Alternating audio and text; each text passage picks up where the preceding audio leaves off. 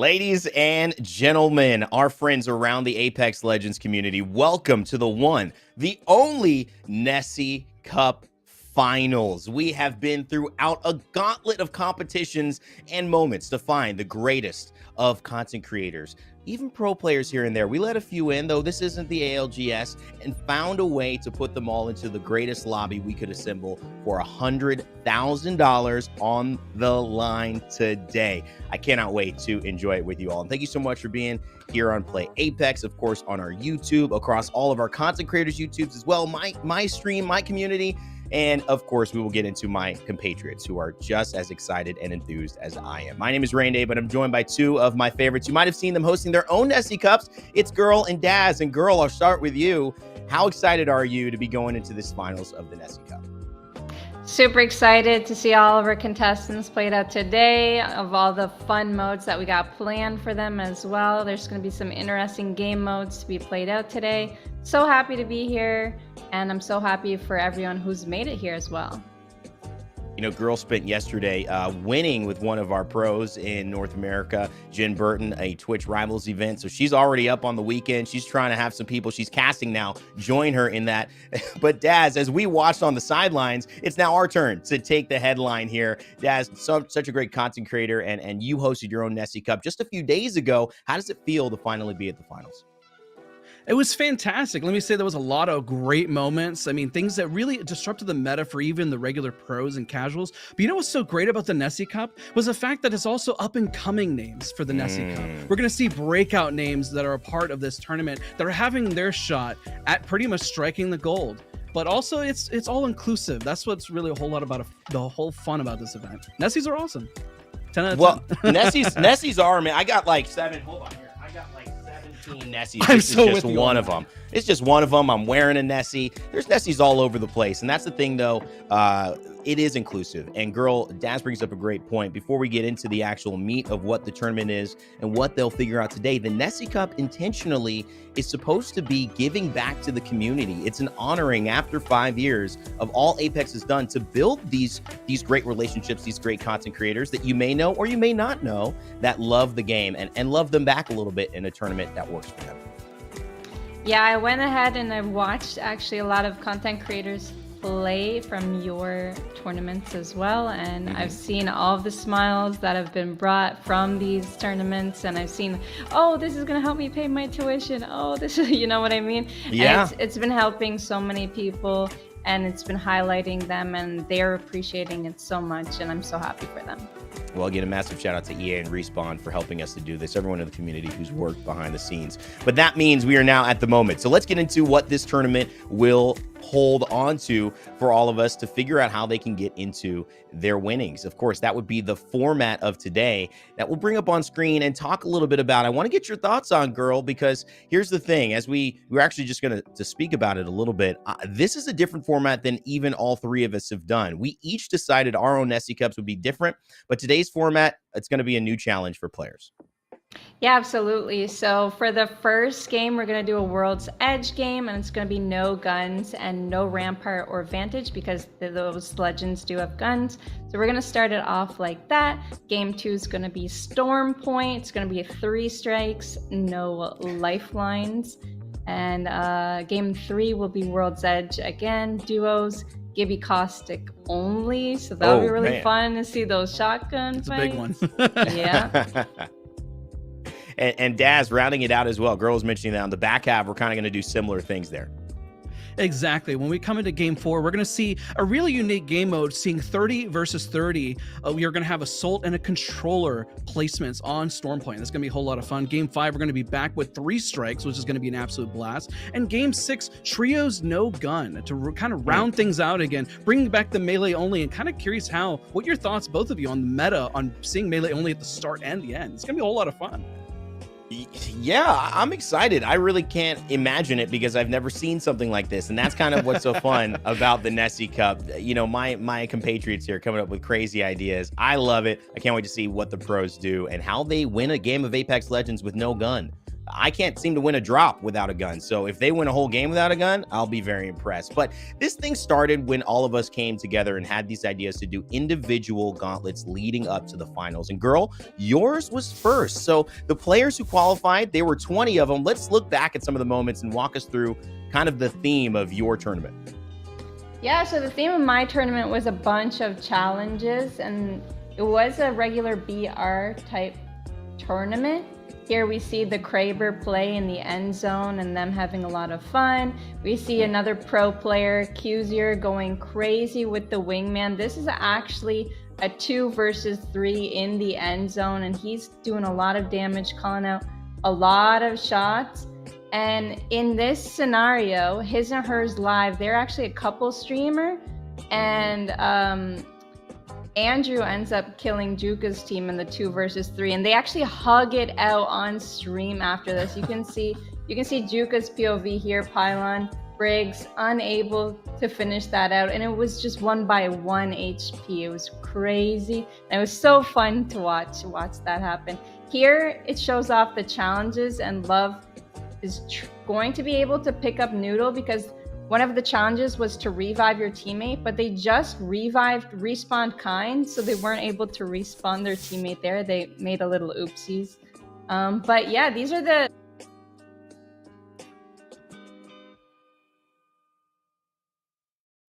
Steed, Stokey, Doryu, Emmy Juju, Himalayas, Melanie, Mina, Nia Mocha, Anmu, Raptar, Senox, Sykes, Snipe Down, Tifa, Jesse, Vaxlon, Ren, Winx, Zero, and Spicy Potato. They all made it through. Big congratulations to them and best of luck for them on their games today. You know, I feel like we could get a little bit of a competition going on as host as to which of the 20 qualifiers actually ends up winning the Nessie Cup. Because at the end of the day, we are kind of putting ahead our champions and saying, you know, go forth, young ones, and make things happen. I had a cup that, to me, Guhrl, I was trying to follow suit with my own. And I literally tried to follow suit. I walked in with a robe on. And pretended that I had forgotten or had a miscalculation with my dress because of your entrance where your mom called and you went from a pajamas to a ball gown. I mean, I tried to make the transformation. I don't think it was as good as yours. You look lovely, and yet I still have the Nessie hoodie being rocked. What I try to do for mine, Dazs and Guhrl, this is what I love to do. Sometimes you like to play Apex, but you don't need to be competitive in the same way. You want to just chill. So I've said, let's do a TDM focused, control focused, and duos focused event. And that allowed me to see players not only adapt, which is one of my favorite things to see in competition. How do you see a moment that is difficult and make something out of it? As you see Verhulst here winning against Reps in the first duos where he drops down, and it was such a sweet moment. to see him clutch up and obviously get him and his partner into the finals. But it was really one of those cool things to see. Well, what are these pros going to do? Are they kind of balk at it? Or are they going to find out? Oh, they loved it. And that was what I felt so excited about, guys. They just got really, really into it. And I was really happy to qualify these amazing 20 players. I'm not going to read them all out, but they will be competing. Some big shout outs to everyone who qualified in my Nessie Cup. And of course, I wasn't the only one here. We had girls, we had mine, and then Daz, we would round things out with yours as well. And that happened just a few days ago. Yeah, I mean, my tournament was just a few days ago now, and my tournament was very different just as much as you guys were trying to round things out, make things really unique with different playstyles. We're seeing here just a clip of you having to use specific weapons only. You see Mozam, P20, things that are just kind of off meta to really throw people off. So it's not just all about being sweaty, competitive, but also having a whole lot of fun and where the game kind of fits in its own in a unique way. And trust me, they were all very excited about trying new things with the new meta, and then even switching things up over to being more melee focused. Dropped went absolutely crazy with that fuse heirloom just popping out of the sky, and getting a kill leader too was absolutely nutty to see. And having that meta be so unique, and seeing Zach just run around armor swap, just thinking outside the box, wouldn't be the, I guess you would say, the norm of Apex, especially when you're just trying to go fisticuffs only. So when we talk about all of these champions that really move forward, just like you, I have such an amazing list of upcoming names and also big names that have all come together, and really big names such as like Timmy and then Raven, but also up and coming names that deserve a lot of focus, such as Mario, Trance, Legendary Doll. I mean, even like Zach, as he clutched things out with my unique race with Watson. And I can't tell you how much I was cheering and how much I saw talking about on Twitter, just everyone breaking down how Zach came out ahead, pulling out of nowhere to punch out that Watson. So overall, it was just an absolute blast. And I'm excited to see this group of champions moving forward here. That's always some of the best parts about a tournament like this, Guhrl, isn't it? Just seeing what happens, the surprises. Sometimes it's those storylines that you don't expect that are great. And the cool thing is we have pros we expect to win, but undoubtedly there will be some players who we maybe haven't had a lot of screen time on main broadcasts like this to see them take home the spotlight today. Yeah, absolutely. I'm super excited to see them all play and go into game one and get this thing started, because there's going to be a lot of, familiar names and unfamiliar names that we are going to highlight today. All right, so that's the beauty of what we've done so far to get here. $50,000 for each tournament was the prize pool. We qualified 20 players each. Those 60 players now from the total of the qualified here today in the finals, and here they are randomized into teams for game number one. Now, game number one, we've got a special challenge. We're going to be on World's Edge, and we're going to be running trios, as you had mentioned, with no gun. Now, Daz, why do I feel like you maybe had something to do with this? Did you have something to do with this? I guess you could say the influence of just trying something new, melee only. Looks like it's the start and rounding out the tournament, right? Pretty interesting format. And Guhrl, look at these teams. I mean, who do you get your eye on as well? I know we it's hard to make a prediction so fast, but I'm going to ask you guys, who do we think, based on these random generated teams, is actually going to take the cake here in this format? Oh my goodness, that's a tough one. I think I saw Designful, Tifa, Dorius. I'll go with them for game one.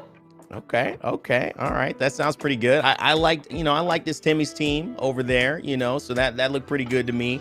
I feel like I always think about, it's Timmy and the fact that he moves so well. And when movement seems to be the only thing that you're giving people, Daz, in this type of a mode, I got to put that highly. Who do you got? Who do you think on that list? I'm glad you're asking, because I've been, now that my group has kind of warmed up to the melee only, I've got to hedge my bets with Zach.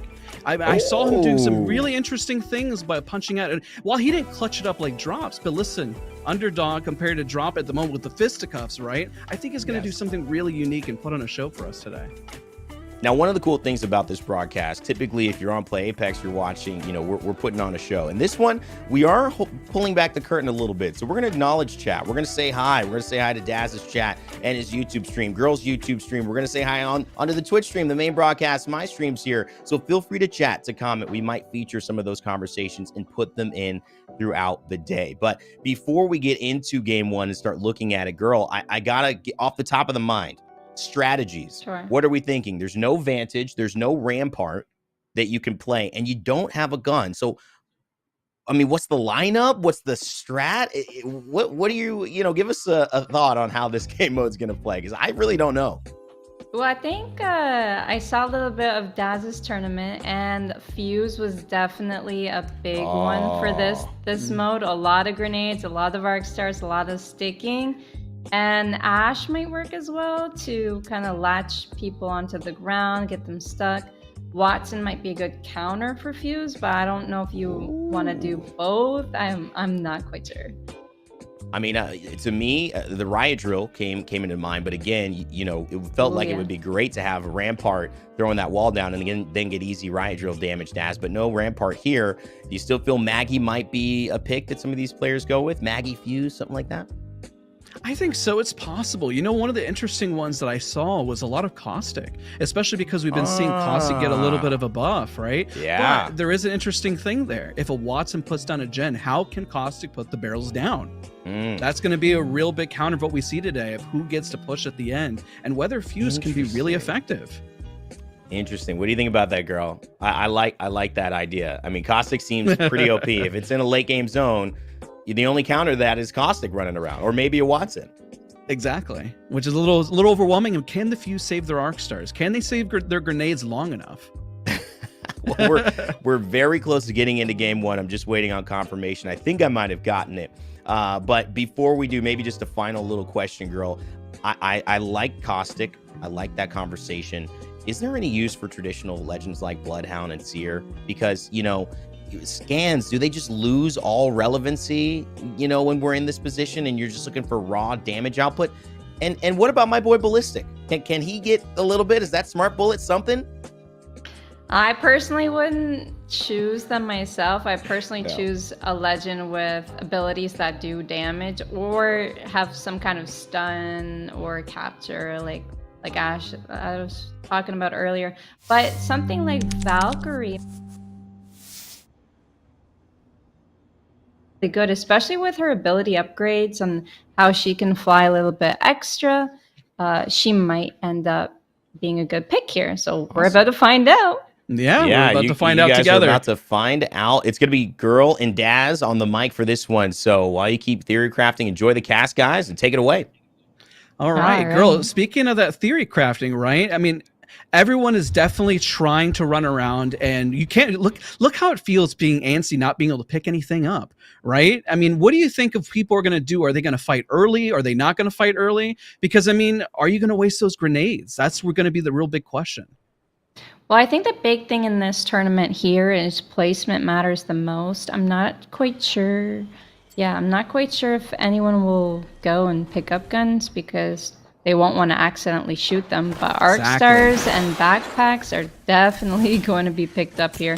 And we do actually have an off-spawn fight with a Watson. Wow, look Watson at that. Gen. And this is Tifa. This is who I said was going to do really good. But oh no, she's got two on the fence. And she's getting some free punches. But no, she goes down. Designful's the last one remaining on her squad. Is he going to be able to clutch it out? He did end up picking the Valkyrie like I assumed.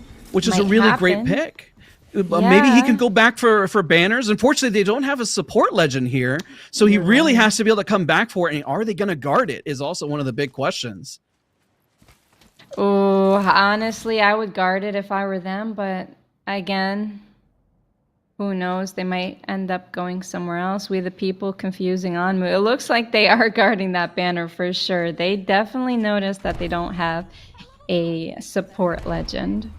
And speaking of support legends, there's a lot of legends running around trying to get those harvesters just to level up the armors because you can't do any damage early on, besides what we saw of the early fights. Because you can't do any of that damage early on, hitting those beacons, hitting those consoles, and of course hitting the harvesters are really going to be key here to leveling up your armor to the end game.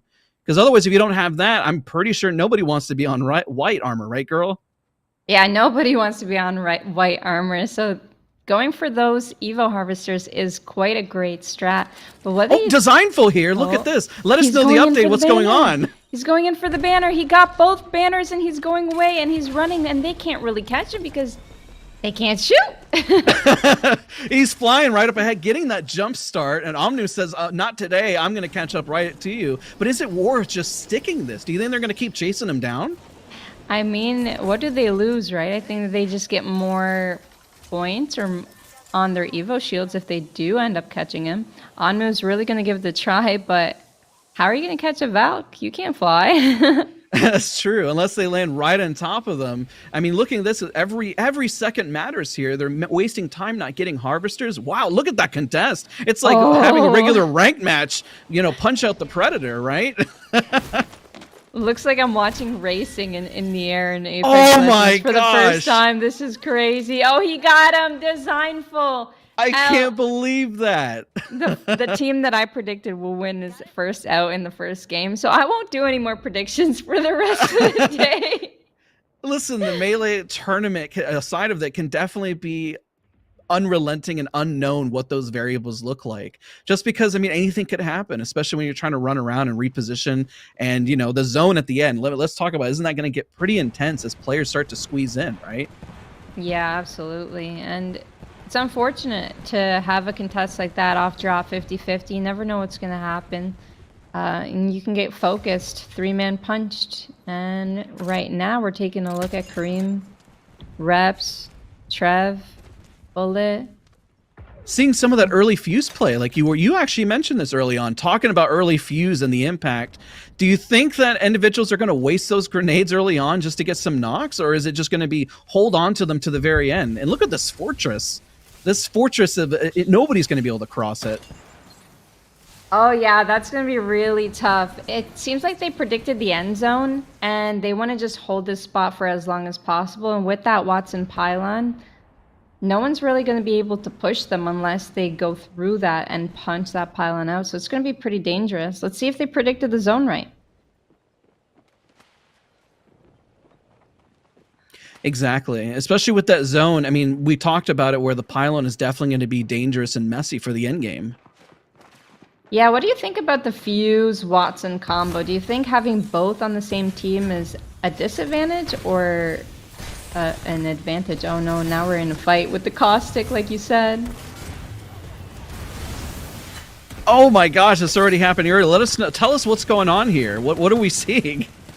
Okay, so we're taking a look at a Lifeline Caustic Watson team. That's really good. The Lifeline can revive her teammates if they go down, but it doesn't seem like they're going to want to push and risk this fight at all, so they're going to be running away for now. Yeah, it seems like they want to play for that end zone late game. The ultimate didn't quite do what they wanted it to. And the hard part is that if people as Watsons choose the perk where they get more HP, those gens are going to be pretty pesky to get down at the end zones. It's going to take a whole group of people beating up that Watson gen just to get it out. Yeah, so like you said, it's going to be tough for those Fuses, Maggies, and Caustics late game when they're competing with Watson. So I think Watson's got to be the best legend to play, and I think that's why some people are deciding to play Lifeline and Conduit with that, just so that they could have more opportunities to stay alive for longer. That's pretty smart it's interesting idea. that you mentioned about the Conduit meta, especially early on. Maybe people are starting to pick up on it, but early on my the Nessie Cup from this past couple of days, I didn't see quite a few people running Conduit, but it seems like Conduit is becoming a more favorable pick today. We can even see that with House Team on screen now. Yeah, I think this is the longevity type team comp, I guess. People that want to play to live the longest without getting many kills, because placement matters the most in this game. We want to see who ends up getting first place. Kills don't matter actually in here, so you want to see who places first. Top 10 probably ideal, favorable. That's what most teams are going for. But I really do want to see how the Valk ends up playing in the end zone. If we could see a Valk fly up, maybe there were a couple of Horizons too that I seen. So, like to see how they come into play later on. I agree with that. As teams, I even saw the Caustic gas already looking for information to go to end zone. It may seem like everyone is being very strategic and trying to find their footing just to get into zone. But I promise you, everybody who's watching in chat, things are going to be heating up and everyone's going to be very intense and very overwhelmed at the end as everyone dogpiles towards that final zone. And perhaps even the areas that we think are ideal, it surprises me how much they can find new areas and nooks and little areas just to hide in and creep in and just inch ever so much closer to that zone. It looks like Team Zapto are looking to predict that zone. I think they got a beacon scan here not too long ago, so they want to predict that zone. They're moving forward. Too many thermites. Not quite sure what the plan is now. I think they're going back. It's too much aggression right now, and they actually don't have Watson gen up, so maybe they'll have to take their time a little bit longer. And there is that fear of a lot of third parties. We have, We the People's team already trying to set up. Everyone, you notice how already you see the Newcastle already setting up on height and bunkering people down. It's almost like we're looking at an ocean worth of everyone, and everyone's trying to find their little spot in which they're going to live. Otherwise, it's going to be very dangerous at the very end here. We see already a little bit of a fight breaking out with Monsoon going for a kick right to the face with his squad, and Guhrl already setting up as a Caustic, very well-known one for that matter. It looks like they got a 2 versus 1 on the Swatson, but this Watson's pretty fast. Monsoon's gonna hit and connect on top of the Watson. He's gonna have to dodge these Valk missiles, but it doesn't seem like he's gonna be able to catch them. It's going to be one of those high risks because of every second that they decide to keep fighting here, another team might take their spot. And those spots, every little area is important, from this small height to the car to the rocks on the left. Everyone is trying to find their spacing and footing just to get in. And Newcastle is much more of a pest than I ever thought could have been. I didn't even predict Newcastle being an option here at this endgame. What do you think about that?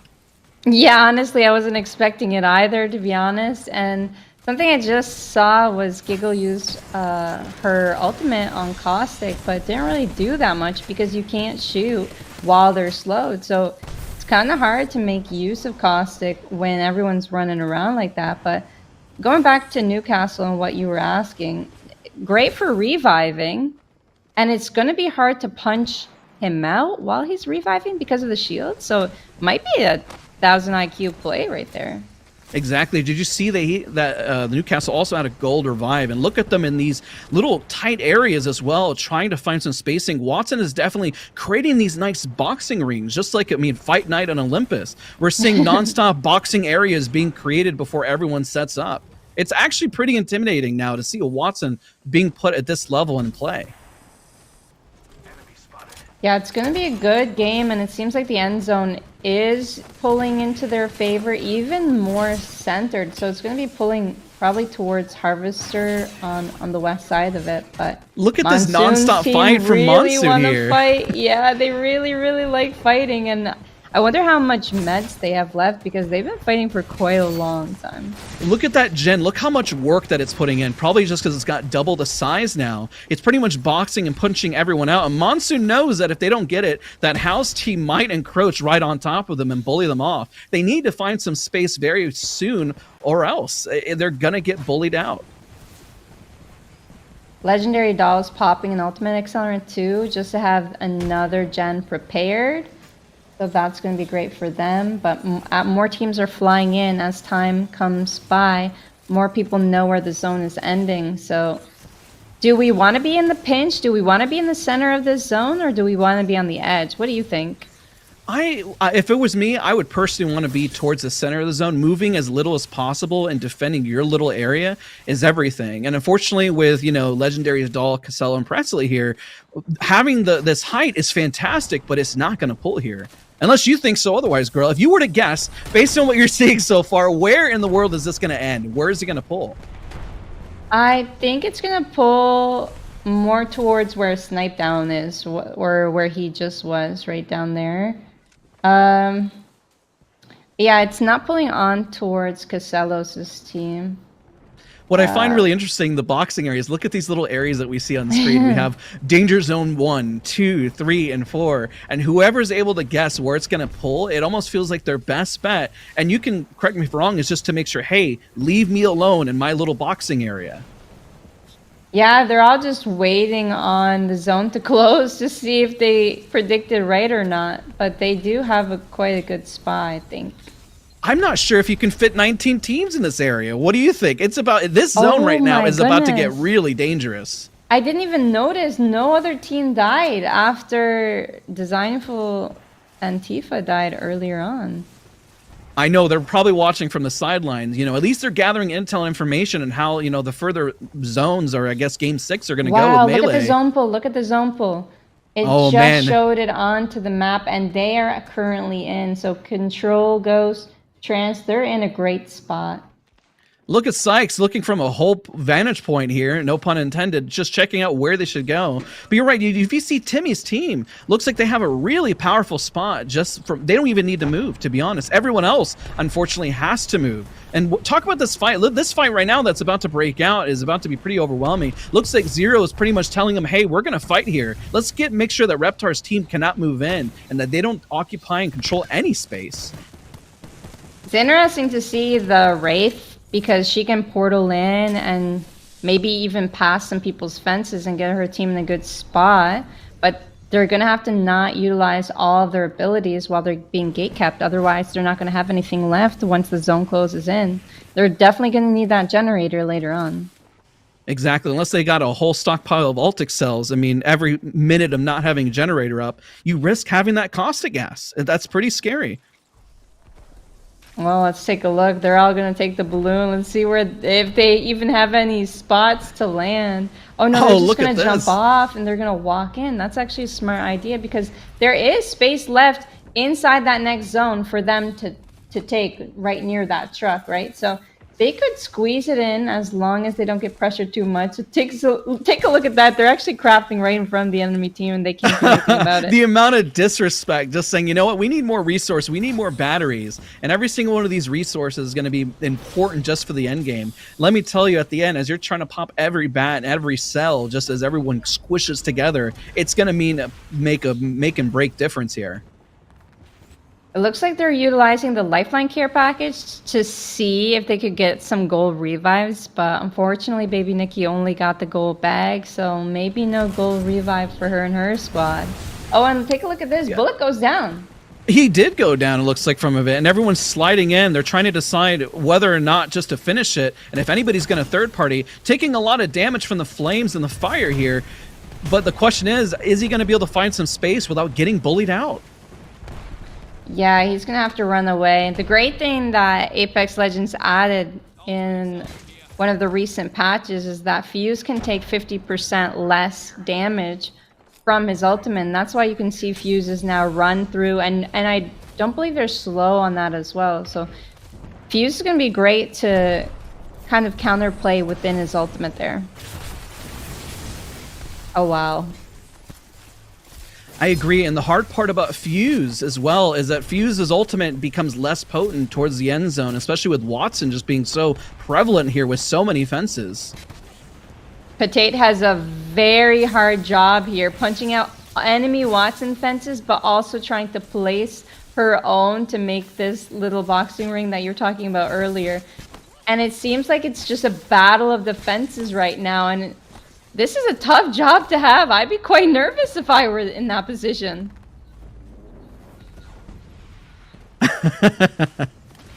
Exactly. I mean, as it gets closer, those fences and getting them down is just going to be absolutely vital. Or the caustic barrels. I don't even know how they're going to manage to punch them out. Out of all the legends now, who do you think is the most potent coming towards the end zone here? Honestly, I don't think Caustic's going to be as relevant anymore because of all of these generators that everyone has around. I'm actually quite surprised that there are a couple traps on the ground. That's surprising to me, but I think they got that down way earlier. Let's talk about the number of teams still remaining. We just went from 19 to 18. This is the first team that has gone out. Everyone right now is going to start to squish, and we're going to see nonstop fighting. it's going to be the ultimate brawl coming into play here, where everyone is punching nonstop, and we're going to see that number dwindle quite dramatically here as everyone starts to try to struggle for some space. Hey, that's my teammate from yesterday, by the way. Shout out to Jen Burton. I hope his team does well. Him and his team. We ended up, you know, Raynday said it. We ended up winning. He was my hard carry yesterday, so always wishing him the best. Baby Nikki going crazy with the punches. Can she get the stick? Oh no, the Gen 8 that arc star. This is so incredibly tough, and now she's just taking every single fence. She goes from slaying to almost dying in half a second. That is insane. Holding on for dear life here. Every single second matters. Remember, all those fences and gas everywhere you look, you don't even know who to focus. I'm pretty sure the comms have to be overwhelming on who they decide to punch, and everyone using their own generators as their home base and saying, hey, back up, reset, play this positioning. This is what we call an all-out war, an all-out battle, as everyone looks from different angles, fearful for their life of when their next fight in fisticuffs are really going to be. I was saying earlier that Watson has a really tough job, but Lifelines also do, because if Baby Nikki ended up going down there, she's the lifeline of her team. It's really important not to go down in situations like that, so she did a great job staying alive for her squad. Now we're taking a look at Raven, Addy, and Asian Boy. They're just going to try and make their way out. Yeah, they're rotating late out of Harvester. They probably thought the zone would pull a little bit closer to them. Rotating late, what are your thoughts about Raven's team? And it looks like even Sinnock's team here, rotating late into these fights. Are they even going to have a chance if they're not in the center? The zone is going to be creeping and doing massive damage. I mean, what do you think about that?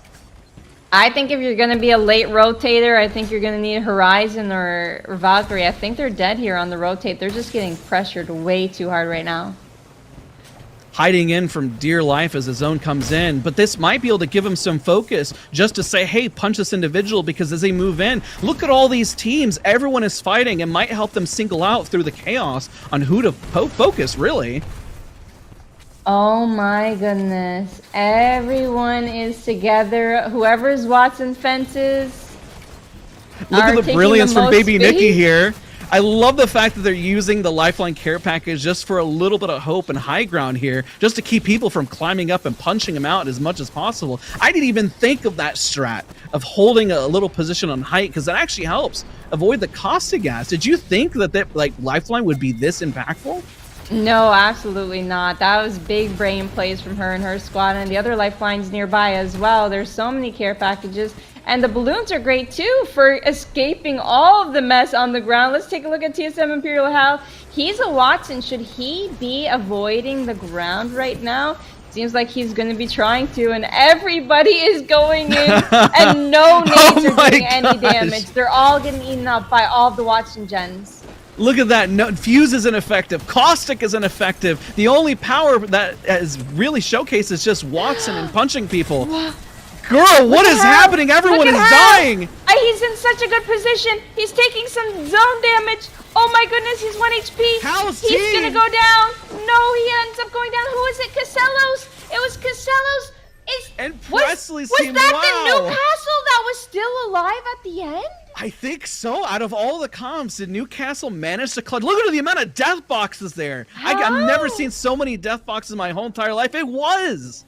My gosh. Oh my goodness. Congratulations to Casellos' team. Let's take a look at this replay here. Speaking of which, well, you predicted early on one of the early chases that was occurring, and your prediction unfortunately went out early, but at the same time, when we started talking about the Newcastle team and seeing them at play, what are your thoughts on that? The fact that they kind of came full circle with a story here, an underdog story from Newcastle.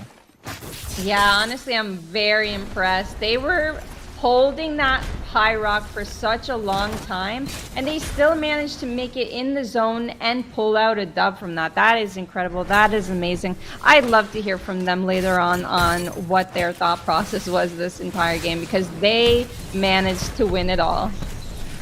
I wonder how much the Valkyrie made a big play there as they were flying towards the end. Look at us all trying to manage this chaos. Did such a wonderful job just managing it, because it's just completely overwhelming, and just flying up and just trying to survive as much as possible.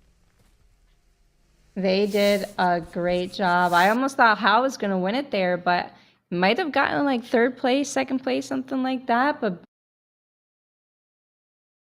and legendary doll. She hosts her own tournaments, by the way. Big shout out to her. She's amazing. They're all three amazing. They did a great job.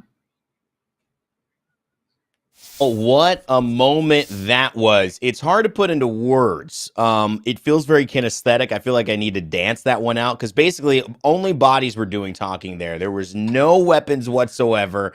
But what a fun end game. I thought, I had my reservations. I was like, how's this gonna play? But it was really one of the most fun moments I've ever seen in some type of competition in Apex. So Dazs, you got my vote. You got my vote. That's not the last one that we're going to be able to see either. So we have a chance for players to make some strategy shifts as we continue on in this tournament. But as you said, Casello's Presley Legendary Doll Girl, they take the cake in game number 1. That's a great start for them. Very good start for them. And now that I think about it, Newcastle's ultimate doesn't cancel. So he actually gets to push out everyone from where he ends up placing that ult. So I think that was the big brain strat that they ended up managing to pull off. That was wonderfully done. It was a game of counters and counters and counters as well. And some of the highlights that we looked at and said maybe Fuse, maybe Maggie could play. It really came down to the fact that Watson nullified everything, Daz, and there were only maybe one, two legends that could do anything in that type of situation. One legend that I was surprised we didn't see that actually would have had an impact there was Crypto. Maybe we might see some adjustments there because that big zone is going to be a beefy EMP and set your team up. But we'll find out because guess what? After the break, we go into some gunplay in one of our favorite modes, 3 strikes. So don't go anywhere. We've got more Nessie Cup coming.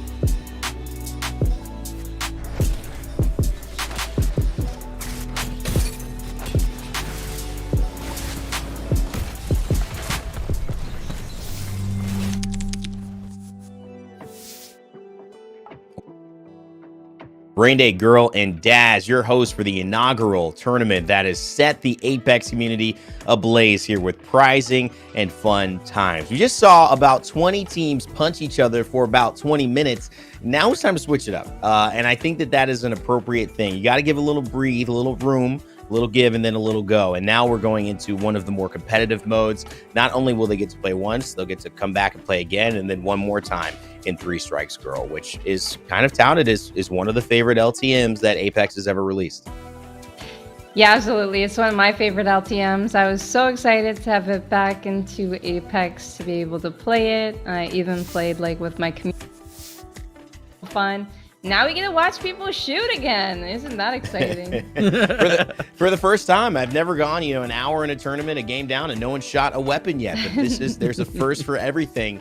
Daz, we got some good teams that have been randomly selected too here. And remember, those watching, teams will be changed every single game. So nobody, Daz, is going to get the same dominant team over and over again. They're going to have to keep working together with different players.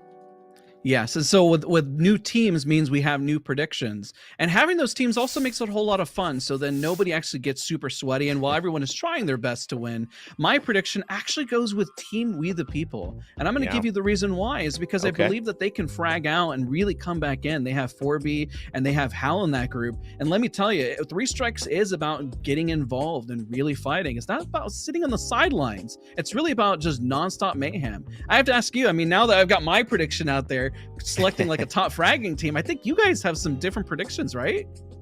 Well, I'm with you, but Guhrl, I think We the People's there. Guhrl, I think you've gone a different direction. Who do you have going into game 2 in 3 Strikes? So for me, I gotta go with my boy Jem Burton. I think his team is gonna win. Casellos is on his team as well, and he's on a high. He just ended up winning a game. And Control Ghost is on that team as well, and he recently just got like a $2,500 donation from TSM. So honestly, I think they're all very, very, very happy, and I think they've got what it takes. So what you're saying is you're going to Newton's law. You know, an object in motion stays in motion. They're already winning, so they're gonna keep winning. Okay, Daz, Absolutely. I know we gone with We the People, but that's a pretty good argument, I will say. Yeah, are you picking the same team? Is that your prediction as well? If you're choosing, yeah, who do you got on the team? We the You're People. with me on it. Okay. Come on. I think that's a tough squad. Listen, I think 3 Strikes this is where we get competitive, right? And we really do see. This is like one of the most challenging modes that I think as a casual. If you get into those higher level lobbies, pros are in constantly. High level Masters players are in constantly because it's just so much fighting and it's so much fun. It's great practice, but with that comes a fight against Hal, a fight against Hal, and a fight against Hal. How many fights against Hal can you win, Guhrl? Honestly, I mean, I outfragged him in yesterday's tournament. Okay, so all right. I think Jem Burton's Clip it gonna and take send the it to cake Hal. on this. Clip it and send it to Hal. We need the response. Okay, we need the response here. Oh no! At the Nessie Cup. I take it back. I'm sorry. We're all just having fun here, guys. It's about celebrating the community. That's what we're about. As we're getting ready to go into game 2, we're having fun with everyone. For me, Casellos, Presley actually qualified for my event as well. He did fantastically there. But seeing Casellos and this squad that you'd mentioned kind of going with Jen Burton on that high, Guhrl, I do seem to think that there could be something there. I don't know, but I do agree with you that absolutely. there could be something there. But there's 100K up for grabs. So, Daz, at the end of the day, as we're getting ready to get into game, even if you don't win, everyone's getting money. Yeah, exactly. I mean, so there's a whole lot of fun to be had. I mean, you're going to see probably some upsets. If I were to have some predictions, I mean, like you said, you had said, Hal's going to hop in, Hal's going to hop in, Hal's going to hop in. None of this, let's just be tentative and passive here. Maybe we'll see some revenging going on. Maybe like, hey, don't mess with my squad. I'm going to claim some dominance and keep fighting. Do you think we're going to see that? See a lot of stuff? I mean, think about normal 3 Strikes. It could be really mayhem filled. I think the issue, Guhrl, I actually just want to get your thoughts on this. How do you think they are going to play 3 Strikes? Because, someone who has no ego whatsoever, obviously you, psych, somebody, if somebody beats you in 1v1, 3 Strikes makes you want to jump down and fight them again. But is that the right strategy, or should you play the long game, the slow game? What do you think is going to happen, Guhrl? So I think 1 life is okay to waste because you want to get your Evo shields up. You want to hit those Evo harvesters. You want to fight. You want to make sure you're kitted. But you don't necessarily want a 50-50 off drop because I think getting resources is pretty hard in this mode. And being able to stack up the shield batteries, stack up the shield cells is really important early on. And then getting that fight in and then getting to end zone. So you definitely have to be patient. You have to be humble when you're playing. Just because Al killed you or whoever killed you, it doesn't really matter. You want to play for the win. You want to play for the long game. And I'm certain that most players will have it within them to be patient and to not spend all 3 lives on the same team. But you never know. We're getting close in the game. Daz, any final thoughts? I'm just excited to see the mayhem, and hopefully people don't run out of ammo. Let me tell you, when playing Yeah. 3 strikes personally, ammo is a real problem. So I'm going to back Guhrl up on that comment that resources are very important. So as they go in game, I hope players really value those resources, or we're going to see people at the end with just no ammo. Well, very soon we're going to be jumping into it and be giving you a break, Daz. But one of the most interesting aspects of that comment is that if you're worried about them not having ammo, they didn't have ammo for the last 20 minutes. I think everyone is prepped. I think they know what to do. If they don't have a weapon, they'll be okay. But great thoughts on that as well. It's about patience. It's about the long game. Who is going to come out on top? Chat, we want to know. Anybody who is watching in our chat, whether it's our official Play Apex chat, big shout out to everyone who is there. Tell us who you think might win. What's the winning combination of players or legends in your mind? Because remember, we have no Lifeline there. And just getting some word that we actually are going to have to restart this lobby. So we'll have a little bit more time to expand on this thought process. So let's switch gears. Okay. Let's talk legends, because we have our predictions for players, but we can't play Lifeline. Who else is standing a cut above in your eyes? And I'll start with Guhrl, and then Daz, I want you to comment on that and give me your thought as well. Is the combination that you would pick if you were going into this? Who would be your selection? Well, I think 100% Newcastle is going to be played because Lifeline is banned right now. No one can play Lifeline. So I think Newcastle's probably the second best legend for that reset character, 2-second revives. Definitely are going to come into play. I'm going to let Daz, what do you think is going to be like the more aggressive comp? You know, for more aggressive comp, since we know there's no Lifeline, correct? And then going into potentially seeing a lot more Newcastle. Maybe Newcastle will make a presence, or Mirage, perhaps. Mirage is definitely helping with the revive and has gotten a lot of love, especially with the perks. Maybe Mirage might be slept on. Could you imagine end zones and trying to figure things out with nonstop teams fighting, having a Mirage at play? Well, let me ask you that again. What do you think? Because the perks obviously came in when we started the Nessie Cup. I don't think Season 20 had just released. It might have. We might have done the first one without the perks. What we do know is we did the first half of our pro season without it, and then obviously now it's a new game. And even with the mid-season update, you know, things have constantly changed with these legends. Does Mirage really have a place in this type of lobby, Daz? Are you believing in that? And if so, why do you think that, besides obviously the invisible revive? That would be very good on a quick cooldown. Well, besides Newcastle's fast res, if they don't pick Mirage, which would shock me, it really would come down to the fact of just being able to quickly revive but being invisible. That would be really it. Just the invisibility of fast reset. Yeah.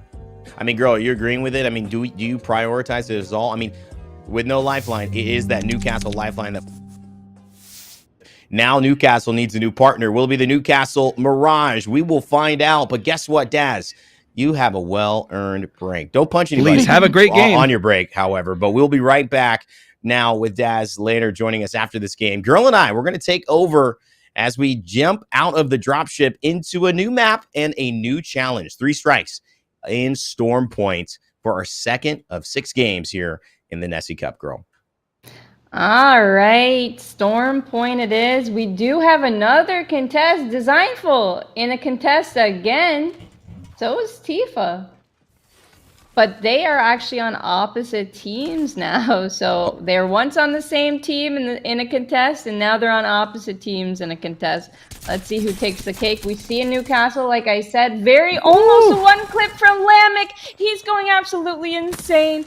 And they should be able to push off that because that is some good amount of damage, Raynday. Yeah, and I love the fact that the ballistic is being used.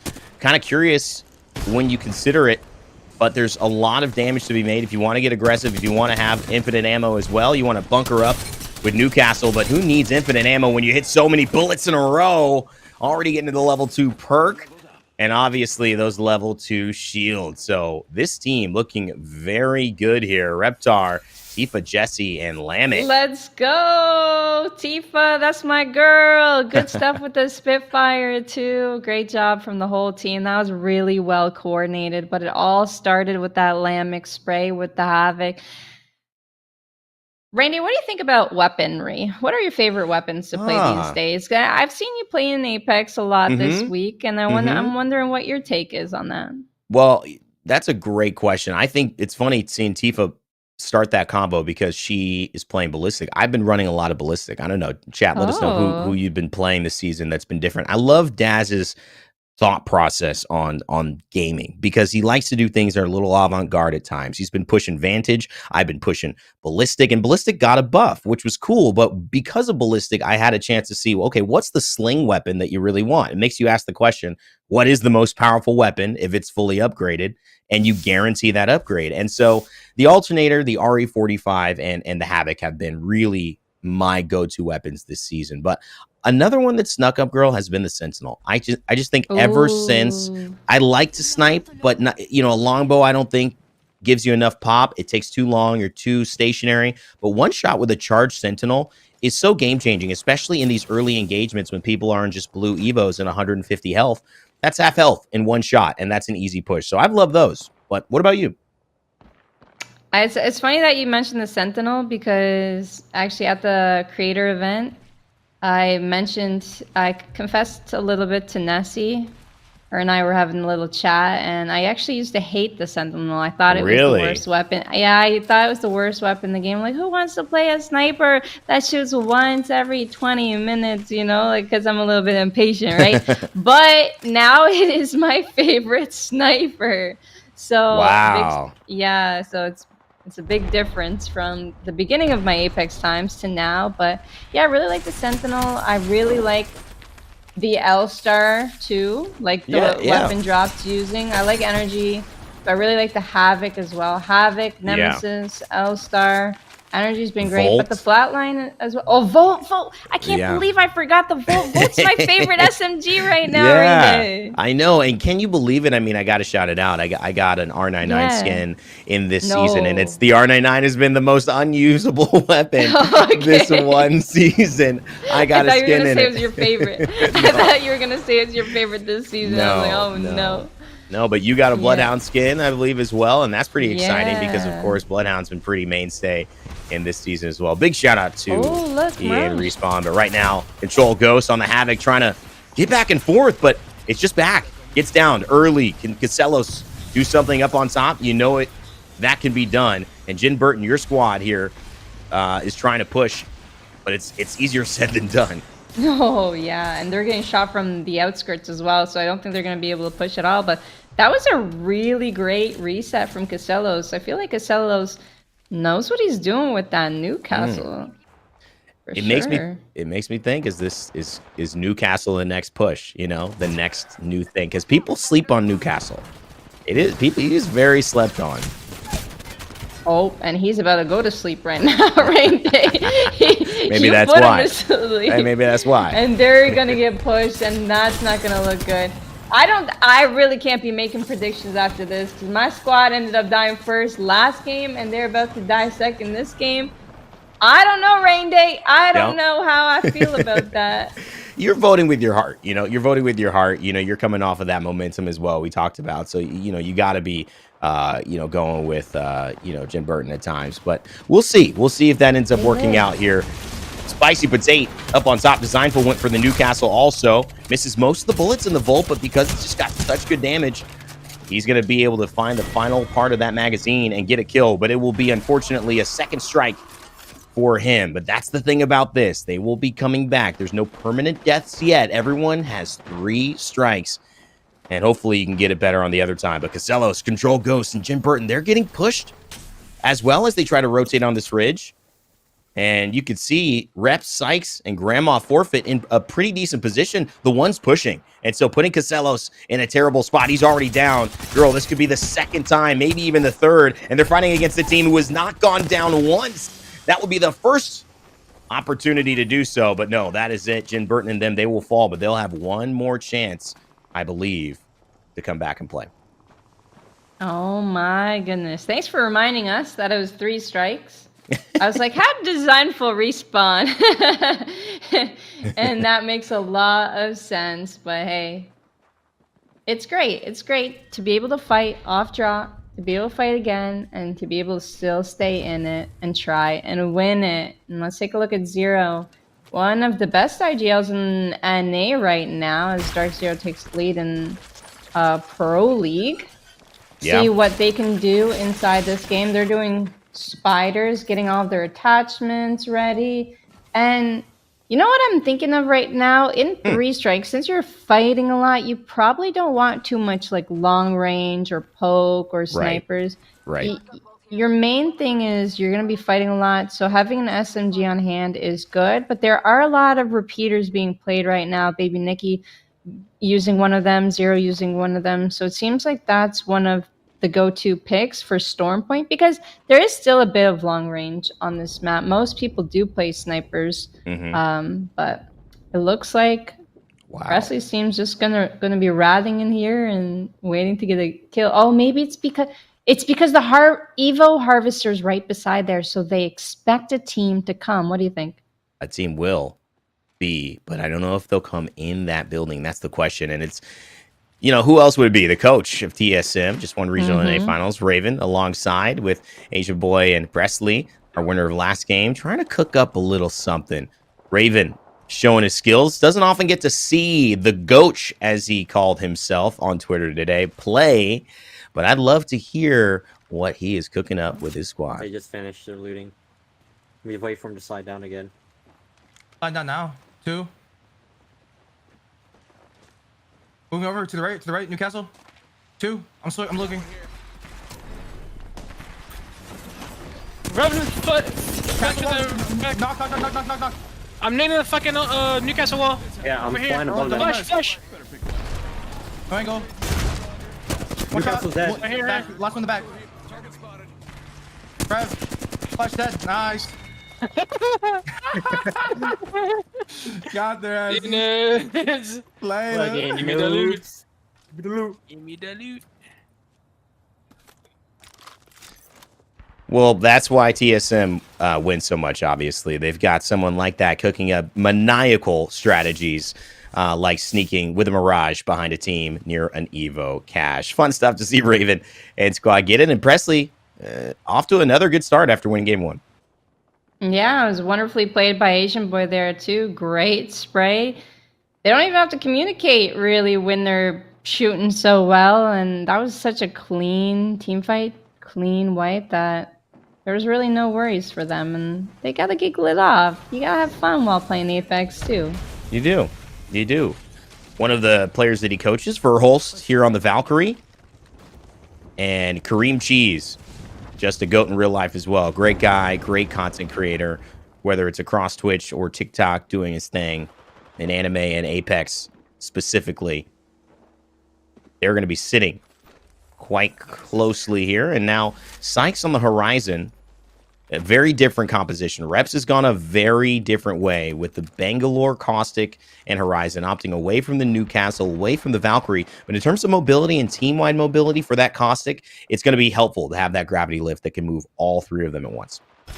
Yeah, absolutely. Oh no, Verholt's getting beamed. It's okay because he's got these Newcastle walls to play behind. Kareem's also getting beamed. Is he going to get the battery off? He is. Medkit, does he have enough time for that as well? It seems like he does. He has 2 teams around him, so that's going to actually spare them some time just because those 2 teams are near each other. No one's going to want to full command to this fight. Okay, Kareem ends up going down. Yeah, they were pushing that. Zero saw blood in the water. Did he realize he was going up against Verholst, though? He's hit so many shots, tries to get the res, maybe misclicks there. He was going for a little bit of damage, but Renaissance. Oh, could there be a little something here from Renaissance? Just a few shots to the head, and it could be it, but they're hiding amongst the shields. The Watson perimeter security comes out, but Conduit will find her way through shields. She says, if I can't get through shields, then I'm not good at my job. I'm Conduit, for crying out loud. I give shields for a living, and grabs that one after a nice 3v3 fight. Great clutch by Melanie there. Shout out to her for clutching that one for her squad. And it was a really good try from Ren as well. Another fight. Here we go. Team Presley. On for another one. Raven and Asian Boy. We saw them frying earlier. Still 20 squads remaining though, which is pretty amazing to see. We're going to be playing this one out slow. They're playing the Mirage and the Newcastle. Combined with the Pathfinder. Are they going to be able to get a good amount of damage onto the squad? Himi is actually down to 50 HP, but it looks like they're getting third-partied from behind Raynday. Oh no, Vaxline, Amy, Juju, and Doryus, they're going to just spoil all of the great positioning, and what a reaction. Presley, Raven, Asian Boy, they are out of there like a light. That is so quick of a rotation, and it's a perfect one too, because they can grab height up here, or they just keep on going. Looks like Pathfinder has that zip line to take a little bit less damage as they're going down it, and easy. That was a very, very smart heads-up play there from Raven and squad. So they stay alive, and Guhrl, no squad has actually died yet fully and used all of their 3 strikes. This team, we saw them win one fight. Can they win another? Oh Yes. my goodness. Those were the perfect peacekeeper shots from Adivant. Big shout out to him. Great play. Oh, but they're getting third-partied from a Horizon team. Graham the forfeit. She's going to do her best with this car SMG, spraying through all of that gas with both of her guns. She's cooking. She's cooking. She's even going to use the Caustic ultimate. It's not going to hit, though. This Newcastle wall is just too strong. But they do manage to kill Melanie and her squad. So great job from TSM reps, Grandma, and Sykes. Just a fun fact from Grandma Forfeit, I think she also bakes too. So not only is she great at Apex Legends, but I think she has a little bakery going on the side as well. So that's awesome. Awesome to see her doing well in this tournament. Everyone watching, that's just unfair that Guhrl mentioned that. I know you guys are probably all going to order some treats right now, but I can't. I'm casting, so we'll talk about a timing for that one next time. But Reps, you know what? Look at this. Reps doing his thing. He just walks backward and keeps the aim straight, and people walk into the bullets at this point. But he's also got one of the best real fraggers in the world in Sykes. Just a dominant player when it comes to hitting shots. And even from far here with the Hemlock or the Volt up close, this is a squad that's got to be on your radar for maybe winning this. They've won 2-3 fights, I think, on stream so far.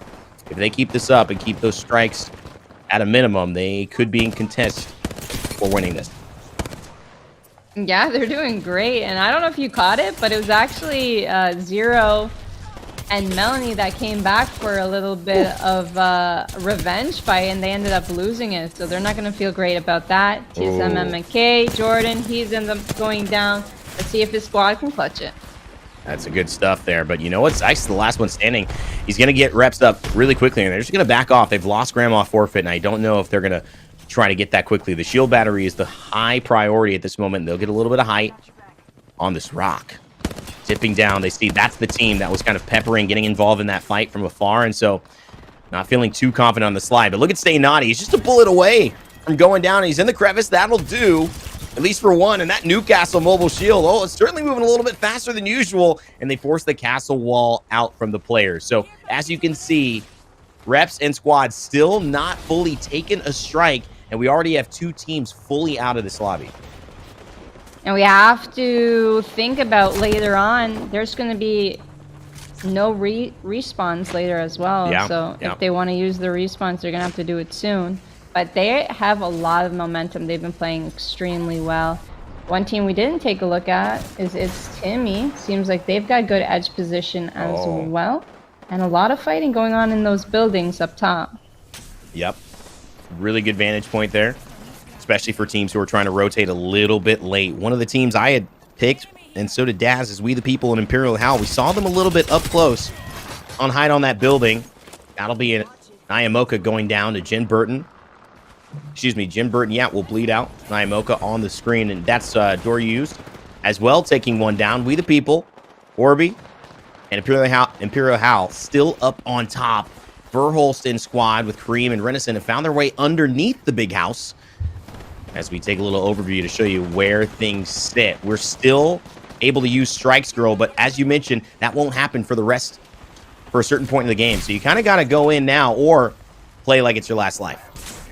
Yeah, I feel like the play here is one of the low ground areas because anyone respawning is probably going to land on height. And I feel like it's easier to kill a team that falls on you on the low ground like that, like what Sykes just did, than onto the high ground, because I think there's going to be a cluster of people up top. So I feel like TSM Reps is doing great, and let's listen in to see what they've got to say, or maybe not.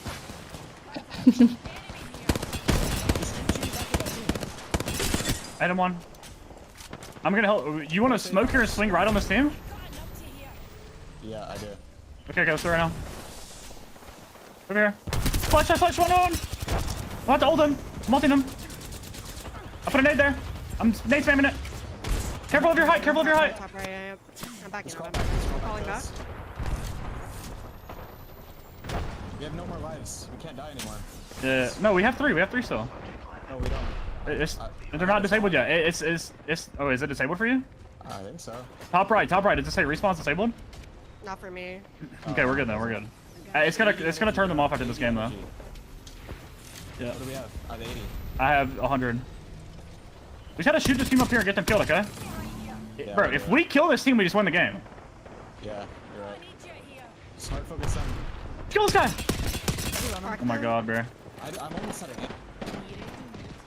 And you can see the stakes are high, but if they kill this team, it's a win. You felt Reps all along was able to find it, and looks like they feel the confidence too, but still on high. I don't want to forget about this squad. They have ultimate height. It's Hal. It's We the People. This is the team that I said in my prediction, as well as Daz, looked like they could be contenders. And right now from high ground, it is going to be very hard to contest them, and it's going to be easy for Hal on the conduit with the Newcastle and Caustic to hold this down. Wow, and they're playing Conduit as well. That's a surprise to me, coming in from the CEO himself. But hey, they're doing great. They're doing a great job keeping that high ground. Great shots from We the People there with the Hemlock. Also one of the strongest weapons, I feel like, in the game right now as well. But they are on top of 3 or 4 teams. So they're going to have to work their way down as the zone closes. We'll see how this one turns out for them. Well, they've got a good position here. That second level is also being occupied, and that's by drop. Hal doesn't like it. There's even a third level underneath that. And so what they're going to do is continually try to just apply pressure, make it difficult to live, because they don't want to face someone who's going to climb up. One of the only ways at this point, too, to get up quickly is that gravity lift that we've seen on a couple of teams, especially this one from Sykes. But they just want the low ground, and they feel confident in it. Guhrl, what's the spot you want to play here? Is, again, 3 strikes. Doesn't look like respawn's disabled, but it should be close. You cannot risk dying here. Oh, no. I thought TSM Reps and his squad had the best spot here. But they did end up getting jumped on by a team. They had so many traps down that they did okay. They're getting great armor swaps. Grandma and Jordan got an armor swap, and they're doing their best to stay alive. But how are they going to get past Guhrl and Zach and Senox here? Because they got a Newcastle while just waiting to beam them.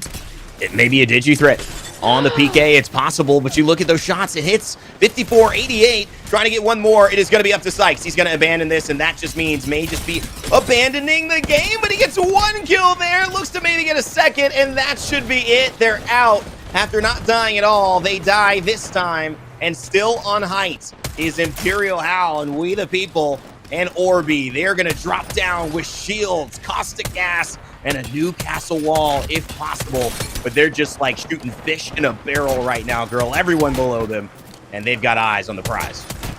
I'm gonna need to know your prediction on next game, okay, Raynday? Because you predicted a great prediction. We're in the top 5. All teams are all full squads, and they are gonna have to jump down here soon. Snipe down, jumping down right below them. So is Verhul. So we've got a bunch of people fighting down on the low, and it's down to the top 2, Raynday. All right, Snipe down goes down. Anmu trying to get the res up. Newcastle is going to be so big here. Who can res and who can stay alive? Oh my god! Who can stay alive? Who cannot even get hurt? 3 red Evos, 3 players alive, and 1 shot from We the People makes me the smartest man in Apex Legends and gives Al, We the People, and Orby a great victory in our second game of the Apex Nessie Cup Finals. Oh my goodness, I'm casting with the...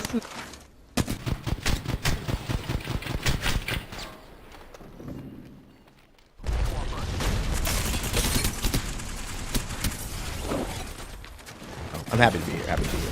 And you were saying I wasn't humble earlier. Imagine hearing that from this man. Well, you know, you got to throw the jokes out. The truth is, Dazs was right there with me, so we got to bring Dazs in on this as well. But the highlights of this game were amazing, and I think it could have, had you looked at it, Guhrl, kind of gone either way, especially with the way these teams were fighting. There were so many competitive teams. We followed a lot along with reps for most of this journey, too. Oh yeah, him and his squad did amazing. But in the end, they just got pinched between two squads. They fought, but getting inside was really hard for them. But like you said, the 3 red Evos on the top with Cal's team, they just came in 3v1 and it looked easy for them, honestly. They just had the height and everybody was fighting on their feet. Yeah, it was just a great position for them to be in. And you can look at it here. Hal, Orby, and of course, we, the people, going to 2 of the Nessie Cup. And it was really just about positioning. You're absolutely right. But they also had a different composition than we saw. A lot of these teams decided to try to rotate and have that ability to have either movement in the horizon or maybe a little bit of cover in the Bangalore. But they went for the Newcastle, the Caustic, and the Conduit. They sat on where the game ended, Dazs, and our prediction did come true. I don't know if we should, you know, keep broadcasting or become fortune tellers, but either way, it's looking good for us. I mean, look, from that gameplay, we knew that this team was going to be really strong, and they played their positioning very, very smart. And overall, I was really, really impressed. What amazing gameplay across the board watching, and also the patience that they had, ensuring that they didn't fight too much. And also, when I listened in, when we were listening to the comms, also making sure that they knew whenever they could fight, because when revives were disabled. Guhrl, just before we take a bit of a pause, thoughts on 3 strikes? Your first thoughts on that being one of the game modes. We will see that again a little bit later on. Loved watching 3 strikes. A lot of action. A lot of dropping on teams that ended up killing you. I wonder maybe later on people will be more preservative and patient. But this game, everyone was putting all of their marbles in one basket, it looked like. And you could see some teams just dying out a little earlier than others. All right, well, we have got our winners in game number 2. That means we're going to have game number 3 coming up. And things, guess what, will change again in the Nessie Cup. So don't go anywhere.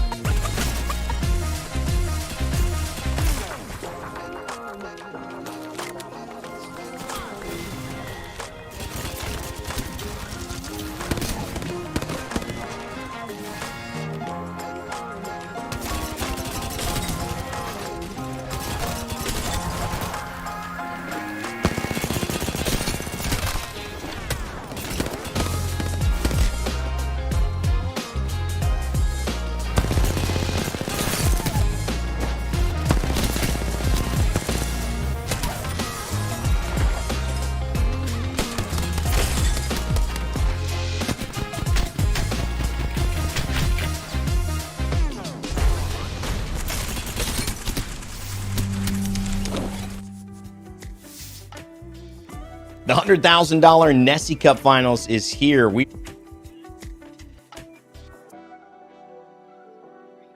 Chat, let us know whether you're watching on Daz, Guhrl's channels, my Twitch channel, twitch.tv/Raynday, or our Play Apex channel, our main channel. Let us know, even if it's with some emojis, how you feeling about things going on. And Guhrl, Daz, as we head into it, it's been a great first couple of games, but Guhrl, we're heading into an even more interesting challenge for these pros, which is we're taking them out of their trios into duos, and we're putting a big restriction, and I mean it in both ways. They can only play Gibby and Caustic, Guhrl.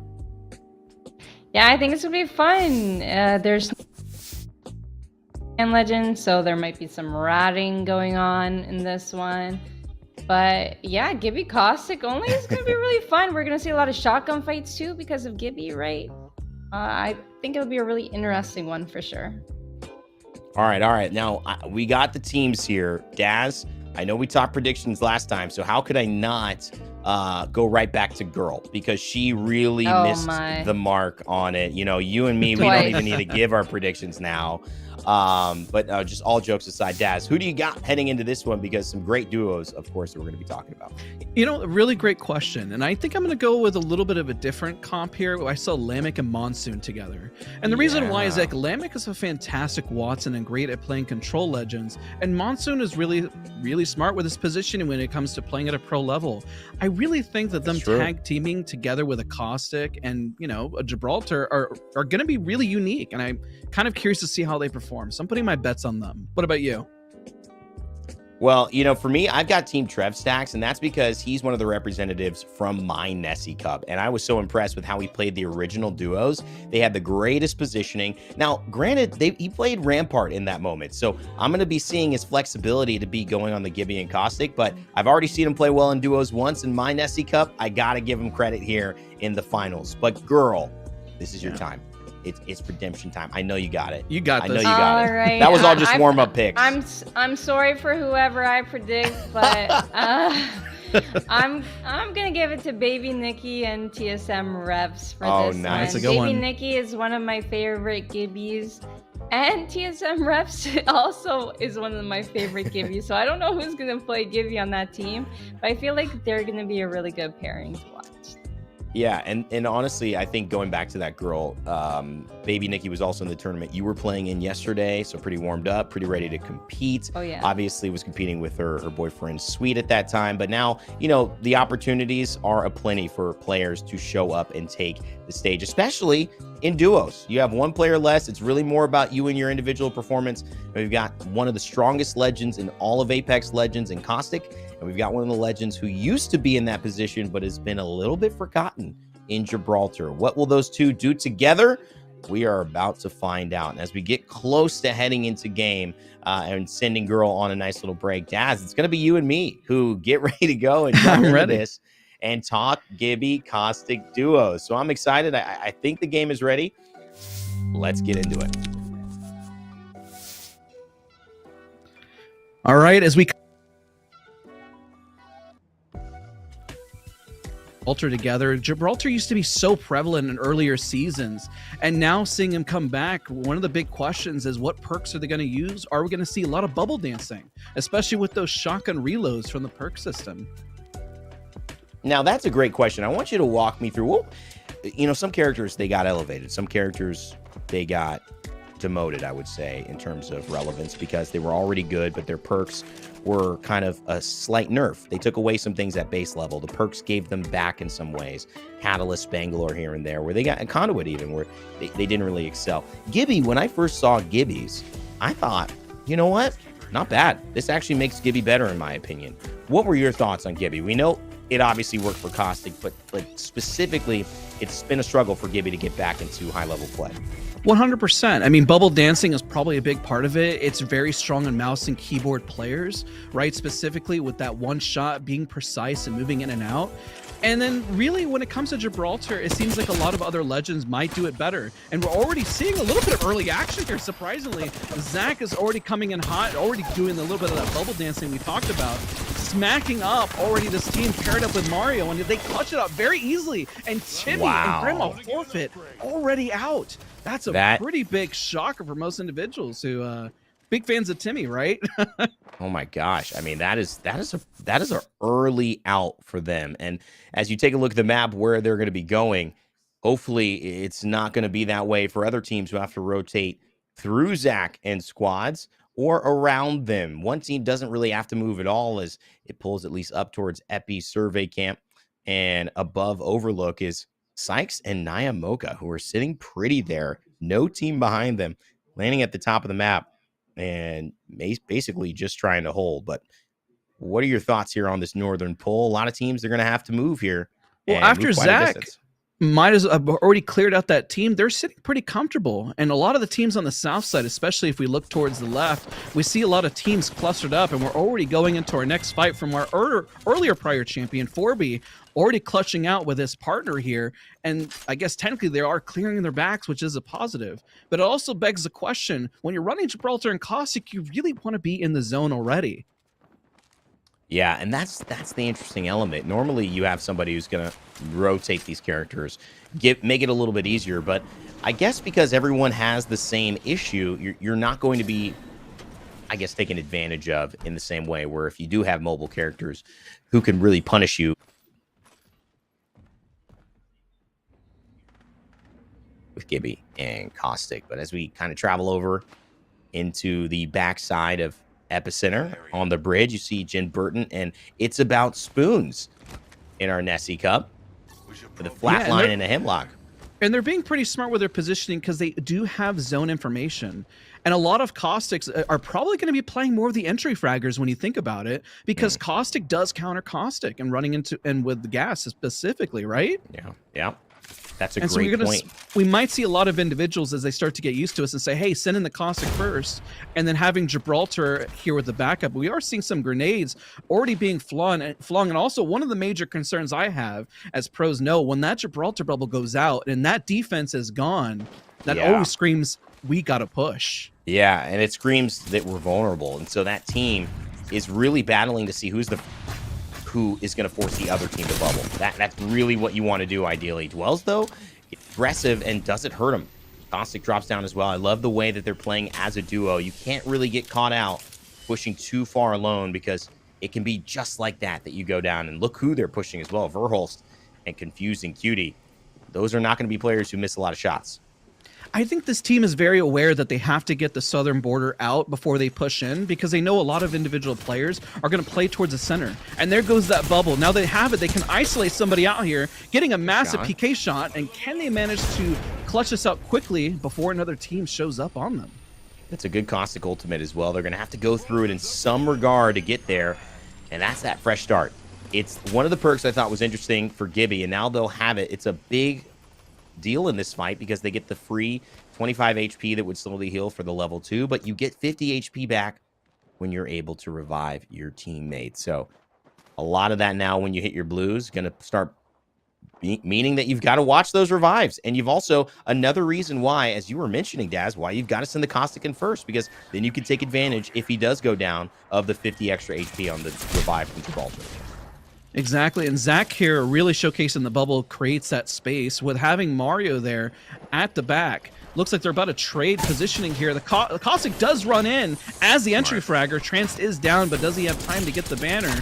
Does quite a bit of damage with the Havoc. And the big question here, is this worth fighting?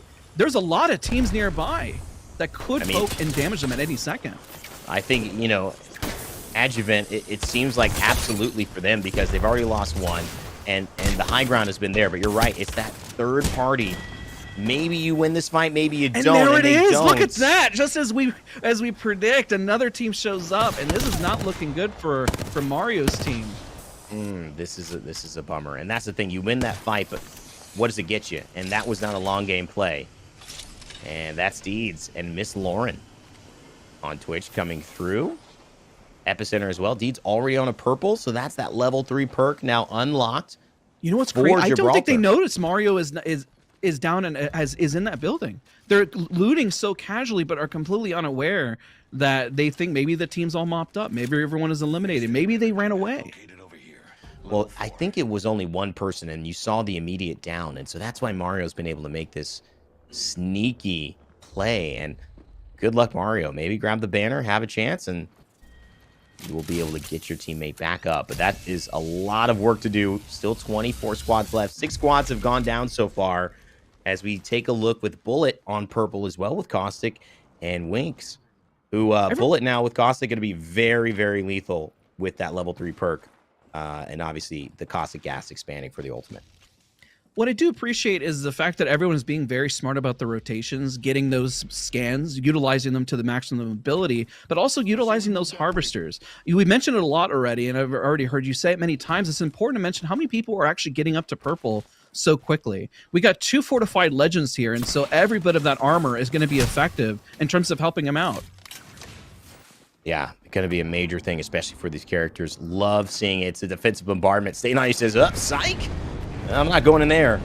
OG says, same. They even throw a Gibraltar shield, dome shield, just in case. Yeah, they So say you this know fight they isn't wanna worth fight. it at this point. This is going to take way too long. We've already heard what's going on across the lobby. Let's just get to zone and rotate because we got 54 seconds before we actually need to move. Another squad has gone down in our 3rd game of the Nessie Cup. Everyone watching, we appreciate you here, celebrating the Apex Legends community in 5 years. We have a $100,000 tournament. All with all of our favorite content creators and pros. Sinox here, former pro with I Love Noodle. And it looks like that was the Lamix team. That was my prediction that just went down there. Oh no. Oh no. Well, that means that it's looking like it's not going to be at least the both of us. Trev Stacks, I haven't seen him yet, but we mentioned it could be Guhrl's turn. I felt like she was cooking a little bit. She had a couple unfortunate picks. But I listen, I guess that shows the beauty of this tournament and just how fun it is. Because even with as much as we try to predict what's going to happen, there's a lot of unknown variables because we're throwing these creators and pros and upcoming names just a big wrench, and then saying try something different, try something new, go have a little bit of fun while you're out there. And that's the most important thing, having fun, having a good time. And Apex is fun when played well. I think that's what people get excited about when they're frying, when they're moving well, when those shots are hitting. It's just such a good feeling. It's electric. And so we love to see pros and content creators alike, whether it's casuals, games, or on stream, or here in this Nessie Cup. Feel that action, and Sinox and I Love Noodle after the first down are going to push in on this. One massive shot added to the first, and that'll be an easy armor swap and down. I Love Noodle grabs that, and the bubble right back. They get rid of their neighbors in Apex Legends fashion. I love this here. Senox and I Love Noodle had a fantastic cleanup there, and they reset before we, the people in Raven, could even consider a third party. Before they could even register what was even going on, they were in and out of that fight before they even knew it. They didn't even know the fight even occurred before they could do anything there.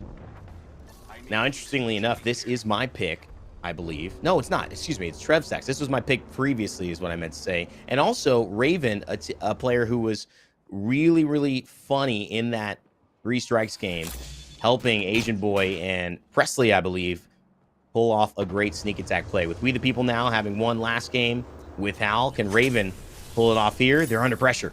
A lot of duress. Raven questions using the ultimate, but he's just going to go back in the cart. Exactly. That bubble going down means you have to run, and can their Caustic run in and make a play? Because they had a lot of barrels over there set up, making it really hard to push. It's just weird to think of Caustic as an entry fragger. Right? It's kind of like what we've got. I mean, who else is going to run here in towards the gas, right? No, I feel you. I feel That's very true. There's your team actually right on the right. There's Trev Stacks and Doryu's right. already. They heard the action, they heard the call, and they say, you know what? I'd rather just go to zone and win this. I think they're going for the end play here, gating as well as they see them rotate. Very, very zone heavy play from what I've noticed from Trev Stacks, but also great sniper play, long range play, and patience. Eye on the prize. That's why he got my vote. Also did that in my Nessie Cup. And Designful and Kareem Cheese. This is a nice squad too, Daz. 2 really good players. And obviously Designful, I mean, a top 5 team with DSG in North America heading to LAN in May. So it doesn't get much better than that. Exactly. I mean, every one of these teams that look, even Reptar and Milani here, I mean, we're seeing nonstop just stellar squads and just great. I could assume the communication is just top tier, just seeing how they're cleaning up and how they're rotating and moving throughout the map. Yeah, great point here. Evo Cash outside. Do you grab it? 567 away. That actually makes a difference. I think Reptar's deciding, and what Reptar made, he got the ultimate out. The ult the Evo Cash, use it as a bang smoke. I don't think it's that important.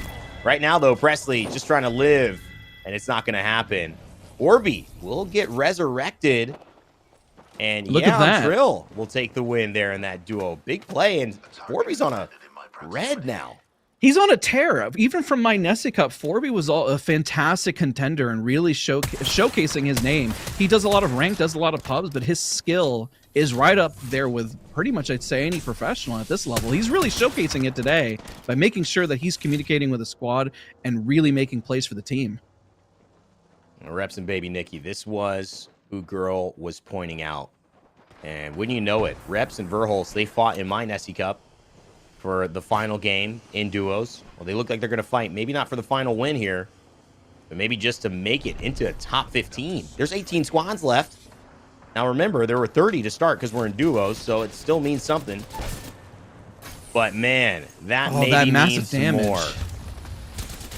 Unfortunately, the Havoc just doing absolute work for Verholz really came in there and just cleaned up house. They put down a bubble just to buy themselves times in case there was a third party, but they really have nothing to worry about. And across the way, talk us through this next fight as we're just seeing, I think there's 3 teams stacked on top of each other right here. It's a good rotate. Epicenter is where all the action is. And guess what? It's not too bad. You're not going to get cooked on that rotation because even though you went down early, Reps and Baby Nikki, it still would have put you in a tough rotation against players like Designful and Cream Cheese, all fighting for the same spot. And guess what? There's just not enough room for Caustic and Gibby in this way. Nice down, though, early on to 4B from Deeds, and Designful and Cream Cheese trying to just stay involved, apply pressure, but not be the ones who get all the pressure and attention turned towards them. So Design going to pull back around and get that ultimate. Excel doesn't want to jump into this fight without that ultimate, as he shouldn't. I agree with you there. You know, it's really hard to play from the edge. You don't want to, if you're going to be early, then you got to be super early. But you don't necessarily want to be the middle team because you're just going to get bullied out from the teams on the edge and the center, just like we saw right there with 4B, unfortunately. You know, it's really tough because you got about 19 seconds. It looks like we're about to take a listen and hear in just a moment. Get a bunch of traps down.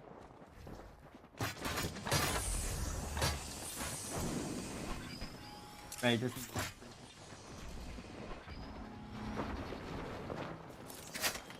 just chill back here if you have to. Just keep you on traps over there.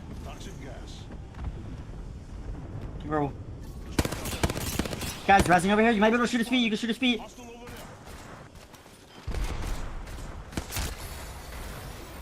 Fine. We're gonna be like safe, like close over up here. We have to watch our top right. Yeah, we have to watch our top right. We have to be careful of our left. You can shoot those guys. You can shoot these guys maybe. I cracked one. At the bat. I have to give you all this team, okay? Yeah. After they bubble, wait for their bubble to go down. You're gonna have to throw a good Caustical. At them? Yeah, you're gonna have to throw a Caustical. Look at the people left. Look at those people left. Then, you maybe come left on me. Come left to me. Come left to me. Come left to me. Put traps down. Put traps down. Be careful with your top left. We're gonna have to like chill right here. You can chill all the way back here too on me.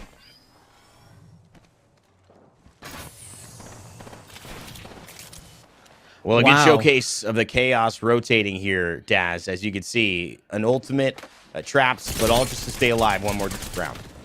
Do you hear the comms as they're working their way in, making sure that they respect the space? But you just see the precision from Lauren, but also the great IGL comms from Deeds as well. But of course, we just saw a team being knocked down from Verholz and Confusing Cutie, also doing a whole lot of work as Deeds' team pressures here and takes a look. Yeah, a lot going on here. Huge. Deeds is coming in onto Verholz. They just won. Will they have gotten the armor swap, or is there another one left? Having to go against Verholz. It's not easy. He's won championships in real life. Can he win one in the Nessie Cup yet again? It's Deeds. And it looks like maybe, just maybe, Verholz will go sit back to lobby, and Deeds will be the one to stay alive here. Don't you love that? That's exactly the bubble dancing we were talking about, but the patience that was going involved there could have gone any way at any one moment, and it really isolated that just team fight right there. It was all about them. There was no third party. The bubble protected both of them, and it was just about who came out on top in that moment. Great stuff. Wouldn't you agree? Oh, it was a little Apex Legends tango, a little, you know, shot back and forth. That's what I love about the Gibraltar bubble fights. It is a dance. It's an elegant one. It is a difficult one if you're not experienced with it. It's been a minute since we've seen it so well executed, especially in higher level play. But right now, the team I was talking about, Trev Stacks and Doryus, sliding into the action. They like what they see. Buster Sword in hand. Massive early, misses 2 shots, but it's a blue. Hits the other one. That's easy. We the people will also take down Zap there, as that's an early kill, but Doryus needs to get up onto a purple if he's going to win this one. They're in a good position, Daz. 9 squads, but it's not enough shielding if they take an on-the-case in-fight 1v1 in people's face. So maybe a little bit of damage from afar here for now. They're in fantastic positioning here as long as they play it patient, and let's see where the zone pulls here, because if it pulls in their favor, they don't really have to move. They have to move just a little bit here and work their way in, but this isn't an impossible spot to be in, because the teams across the way are going to have to land on top of each other, and they might be able to capitalize on that. I'm rooting for your team at this point. I've been seeing them work, and they're doing great stuff. They really are, and qualifying from any Nessie Cup, being involved in this is such an honor. But I gotta say, I'm a little excited, of course, a little biased for my qualifiers who participated in mine. But this is the final. This means anything goes, and it's got to be earned, and it's not given. Tifa, Jesse, and Imperial. Hal, what a squad here too. Hal won last game. I think he's the only remaining member who won last game, still alive here in this lobby, as Miss Lauren and Deeds, who just took down Verhulst, stabilize in a shell of a cart here. It's going to be a tough rotation for Hal's team and their team as they move in, because they have nothing but an open field and lava in front of them. That's why I really believe Trev's team has a pretty high chance of survival, as if everyone focuses on each other, then they're looking pretty good, to be honest, right now, as long as they play it very patient. Hal's got to be planning something.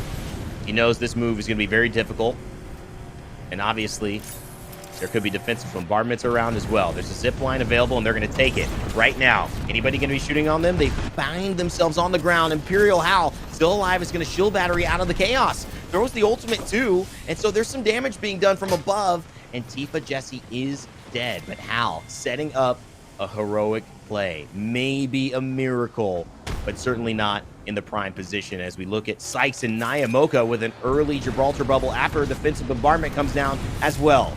They're trying to get those teams off of height, and it was pretty smart to do that, because now when they rotate, they don't have that bubble. And it looks like Trev's team is getting focused, but they do have their bubble. That one was the last one popped, which is actually positive for now, as long as these other teams can focus each other. That defensive bombardment coming from Sykes and Nyamoka, I don't know, Daz. They look like they're in prime position. Deeds wants where Doryu and Trev Stacks are, but Trev Stacks and Doryu actually find the kill onto Deeds. And so Sykes and Nyamoka are in a good spot. Are they getting distracted, though? They know that team is to their right, but now it's too far onto the right, and they've got to just hold and hide and heal so that in this top 4, they may come out as #1. It's looking pretty good. I mean, all the teams from the low ground are starting to work their way in. Trev's and Dory's like becoming a sandwich. Pretty crazy here as they get a nasty, massive shot. Sykes is put up in a very positive position as they look down at these next 2 teams. This could be it for them. Girl brought up baking. You brought up a sandwich. All I know is Nyamoka and Sykes look to be eating good tonight. A massive 360 turnaround and a couple shots to the dome. Sykes and Nyamoka take it in our 3rd game of the finals in the Nessie Cup in our duos. Gosh, they really worked that space. Once they realized that they had them pushed right in the center there, they said, you know what? I think we got this as long as we wait. And I could feel when a win is coming, and when you've clutched out. That was such a good position from them, too. I mean, even just walking back, Daz, we've seen teams in these situations playing edge. It's been risky. They've gotten a lot of KP, and I think that's the difference here. Sometimes you're looking for the win, and you're looking for the KP on the way to maybe a win. And the teams who have played zone, whether it's last game or this game here, we've seen actually become our mainstays. They've been dominant. And so I think it also goes to say that Caustic and Gibraltar, maybe not the best legends to be rotating late with, but also the best legends to have a final spot like that Sykes and Nyamoka have. And we saw a lot more fights than we could have predicted. Everyone thinks that these are passive legends, that they hold, but we saw, look at the non-stop fighting from the replays that we're seeing and the amount of pushes that are occurring. There was no passive play. There was non-stop calculation and pushing and securing space. And it's just so well executed as well. Nyamoka and Sykes. Sykes goes in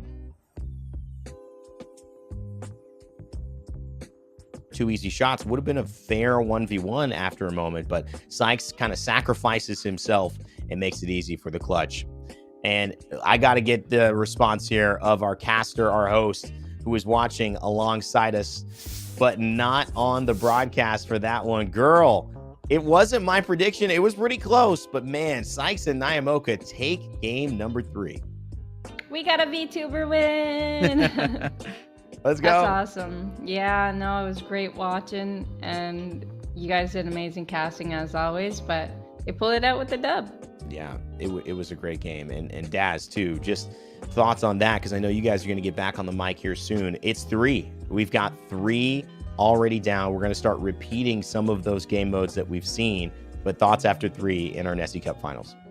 I really enjoyed the duos. That was something different compared to what I have even seen. And with 2 very specific legends and something that we haven't seen in ALGS meta in such a long time, that was actually a blast. It makes me, as much as I don't like Gibraltar and Caustic, I actually might play them now a little more. I don't know if I'll join you on that because, I kind of don't like Caustic. I'm not going to lie, but maybe Gibraltar, I appreciate it. All right, guys, we're going to take a quick break. When we come back, game 4 of our 100K finals in our Nessie Cup.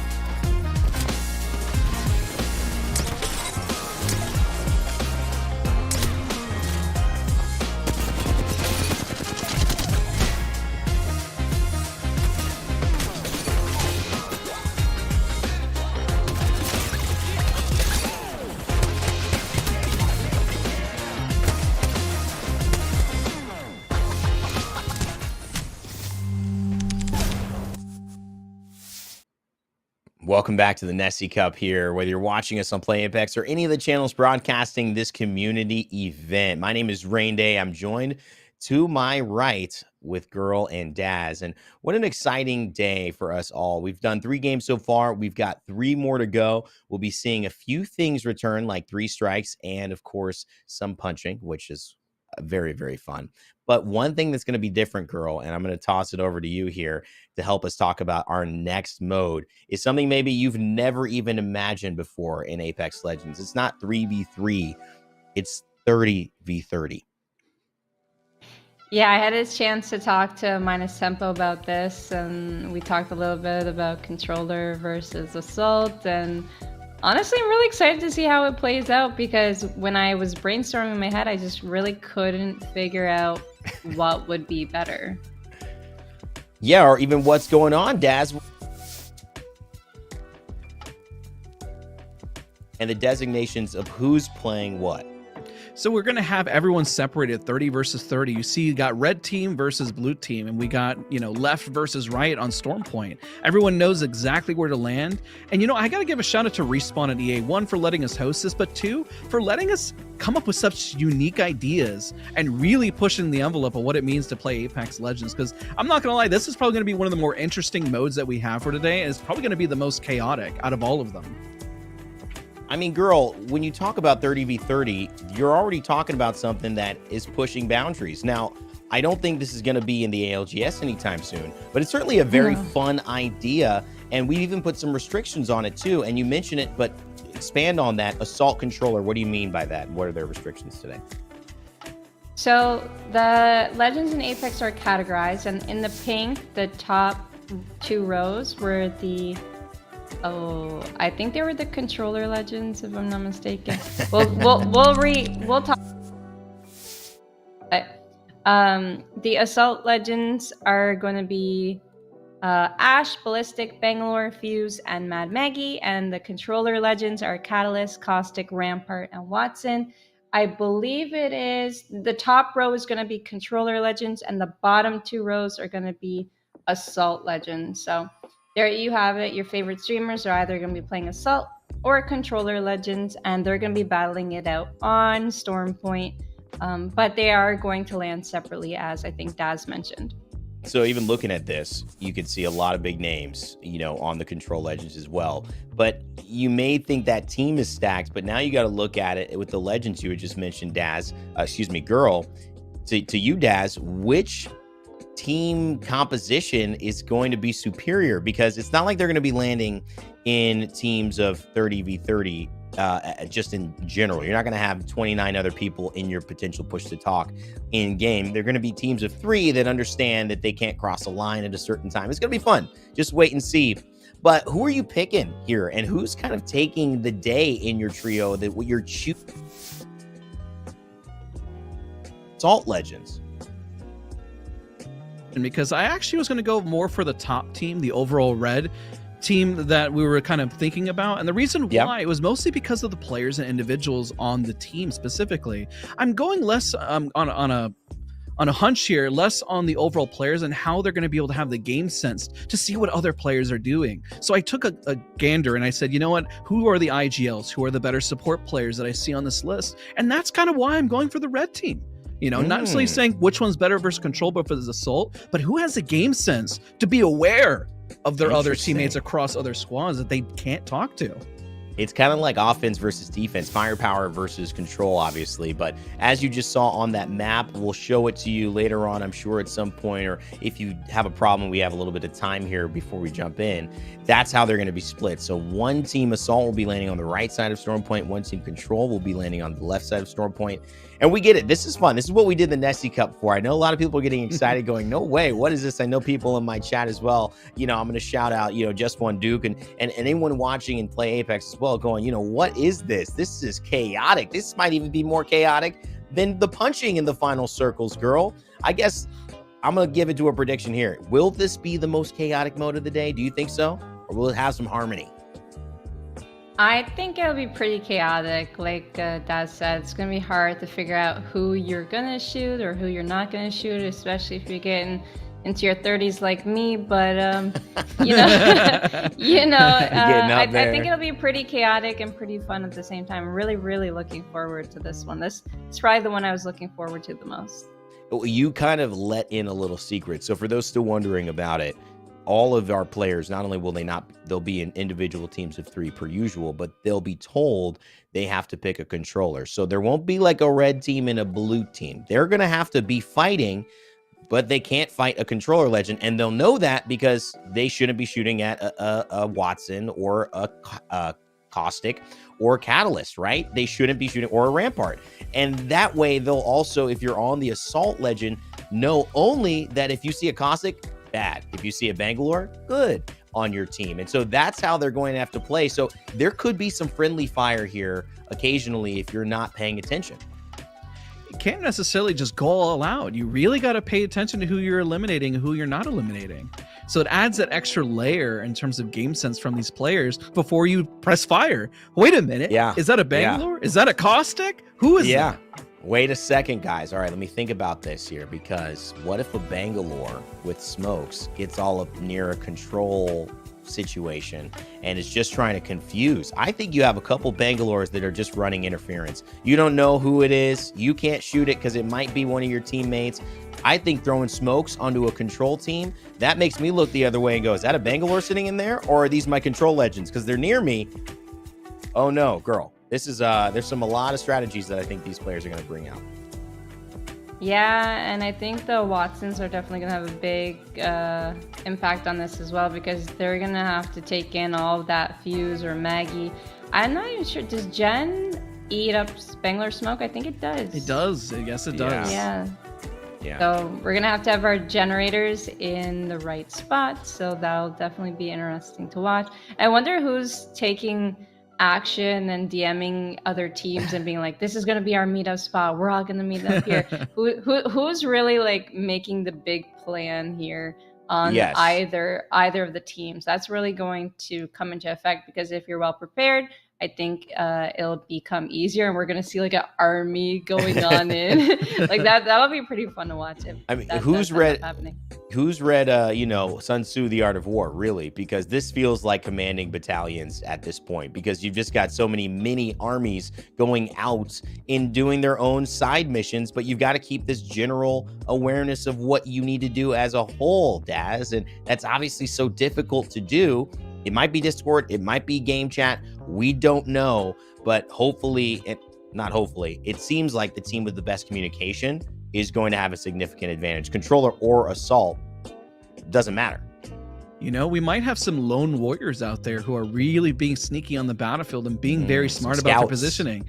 And maybe they're not necessarily going to be in the group, but they're going to be the one being tactful and going for extreme flanks. Maybe we won't say a straightforward fight, but maybe one fought from the edges. I mean, do you send a group, Guhrl, now when you're thinking about it, right? Let's look at the battalion idea, and you have a general, right? You know, maybe it's Hal on one side, maybe it's Timmy on the other side. I don't know who's on what it is, but going, all right, who's Fuse? You know, Knuckle Cluster, if you're a Fuse, get over here. I'm going to send you guys around the top, and we're going to flank these, Caustics. The Watsons, they're setting up in the middle there. We're going to try to flank these Caustics on the side, or we're going to target the Rampart walls because those Knuckle Clusters will still work. Bangalore smokes are just gonna, you know what I mean? I feel like there could be some interesting strategies there if you put all of the same legends together and send them on a mission.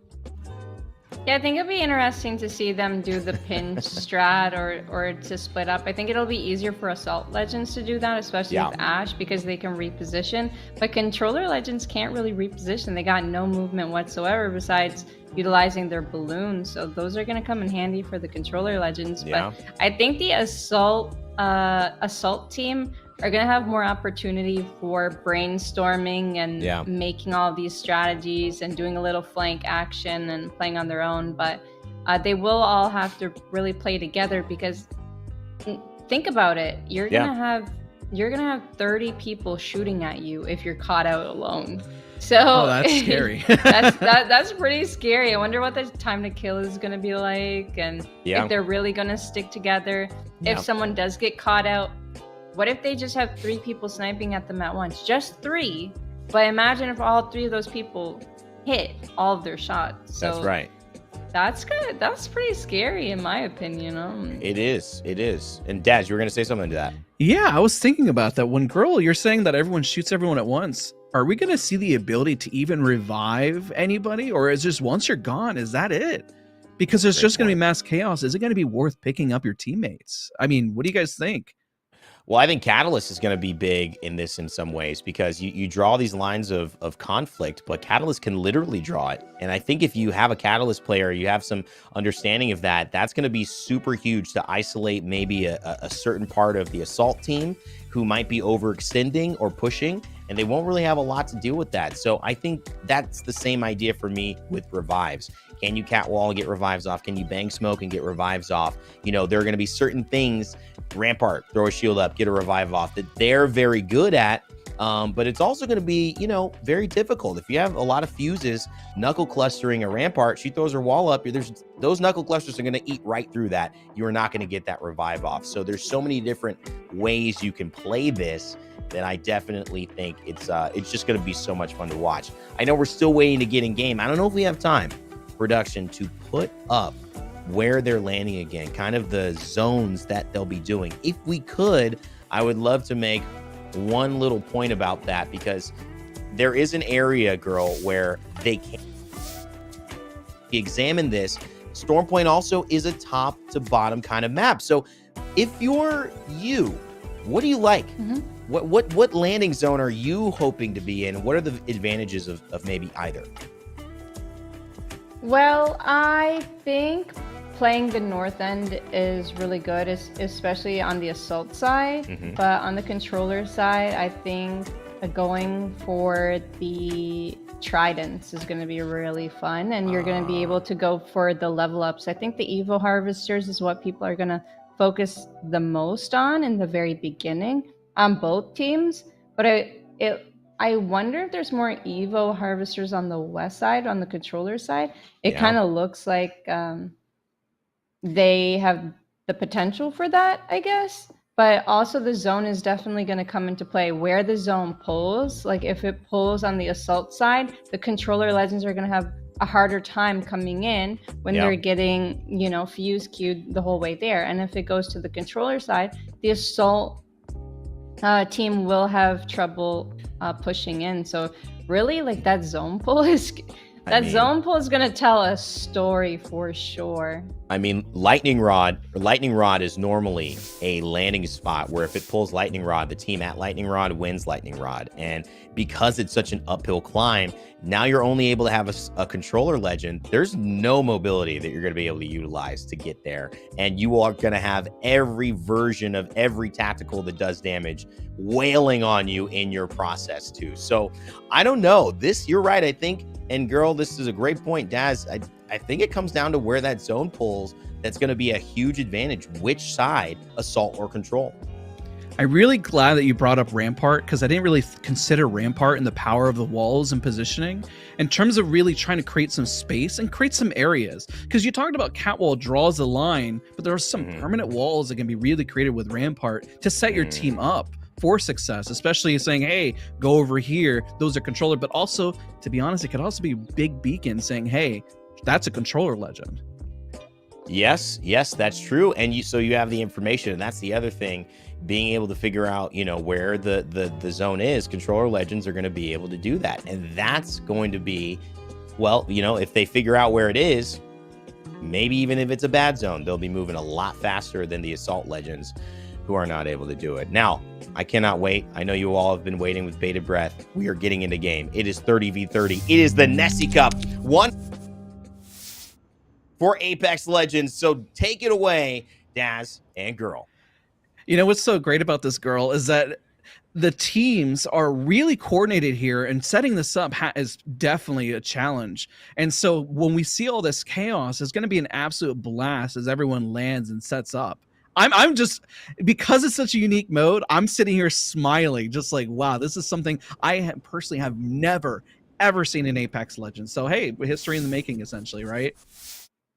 And that's what the Nessie Cup is about. It's about having fun, showcasing our streamers that have been putting in a lot of hard work and effort into their communities and into the Apex community as a whole. And now we see everyone landing. I think Vaxlon is a little lost, might be landing in the middle where he's Oh not man, do you supposed see to. this zone right here too? Raynday brought this up. He mentioned how the importance of the zone is really going to dictate what's going on. And remind me, on the left side, is that the controller or the assault? Let's remind everyone, but also me, for example. Controller Legends, I believe. Yes. Okay. Yeah. So when we see here how this meta may change out as everyone starts to push, but also they got a really nice line in the sand from the dropship, which really helped kind of set things up and set this stage. So everyone is definitely looting up and trying to get those harvesters. Do you think they're going to put the importance on the harvesters, or do you think they're going to start setting up to create that line in the sand? I think at least getting to blue is really important. You don't want to be sitting around on the white armors and then setting up, especially if you have the zone already. I think you kind of have more time. And for the assault legends that are further away, I think they should take their time, get purples or red evos, and then work their way here, because they know they're not going to beat the controller legends who already got gifted the zone. Do you think this is going to favor them? And look at the Trident setup already by just running around and just getting as much for the team as humanly possible here. It's going to be pretty interesting as everyone from the assault tries to work their way in, and how difficult that actually might be, to be honest. That setup is everything to succeed. Yeah, Anma's doing a great job getting the evil harvesters, and you just see everybody just driving by one. And if you didn't know, the evo harvesters only need to be picked up by one player on your team, so that's why Anmu is going in alone, doing his thing, while his teammates could potentially be setting up, doing spiders, doing prowlers, because they have those on their side of the map as well. So getting their attachments off of the spiders and prowlers would be a smart move. I love that. I love the fact that there's so much already strategy and everyone kind of has their mission as they're running around, and nobody is being passive. Everyone's being active and contributing, whether it is, like you mentioned, going over for the spiders, whether it's going for harvesters. Everyone has a job to do, and the clock is ticking right now because every second matters of what they do and how they fill it, to be honest.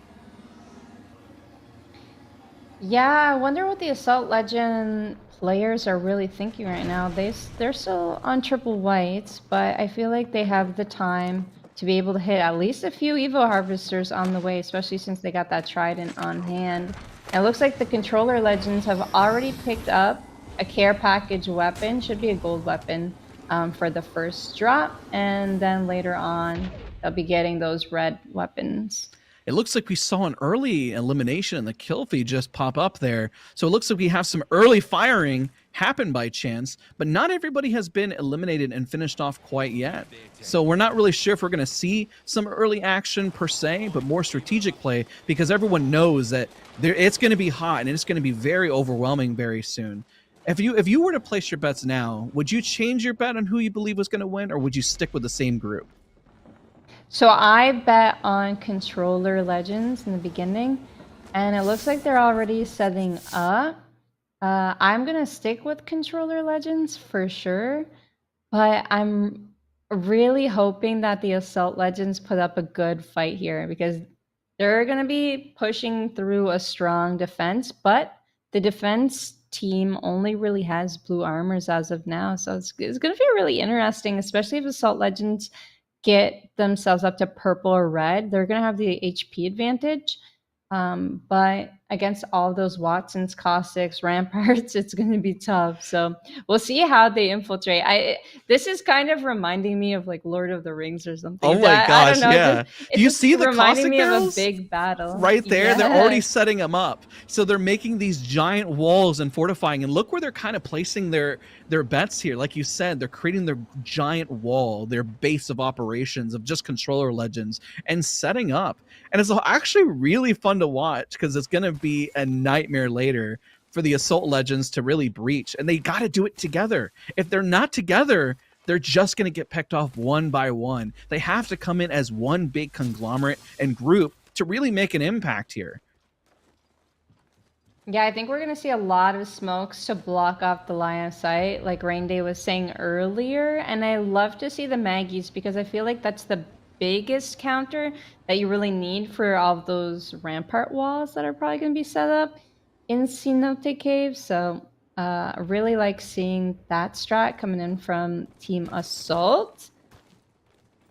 It looks like as well they seem to have some teams perched up giving recon. So they didn't necessarily all say everyone go to zone. It looks like they're already looking for information to specifically relay over before they make the big assault. So we kind of see a bit of a mixed strat. And I'm honestly, the more and more I see this game mode and before the chaos completely ensues, this is a lot of fun to watch because I love the setup and the thought process. It's like playing, you know, your favorite, you know, game of like Plants vs. Zombies or something where everyone is just running in and you're seeing like these swarms and it's about to happen and it just puts a big smile on my face knowing that this is Apex Legends. It's awesome.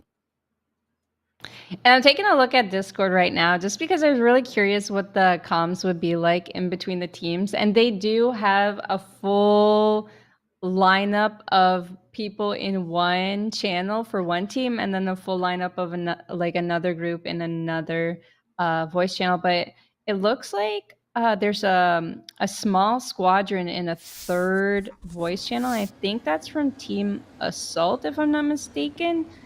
So that's going to be really interesting that they split up into two.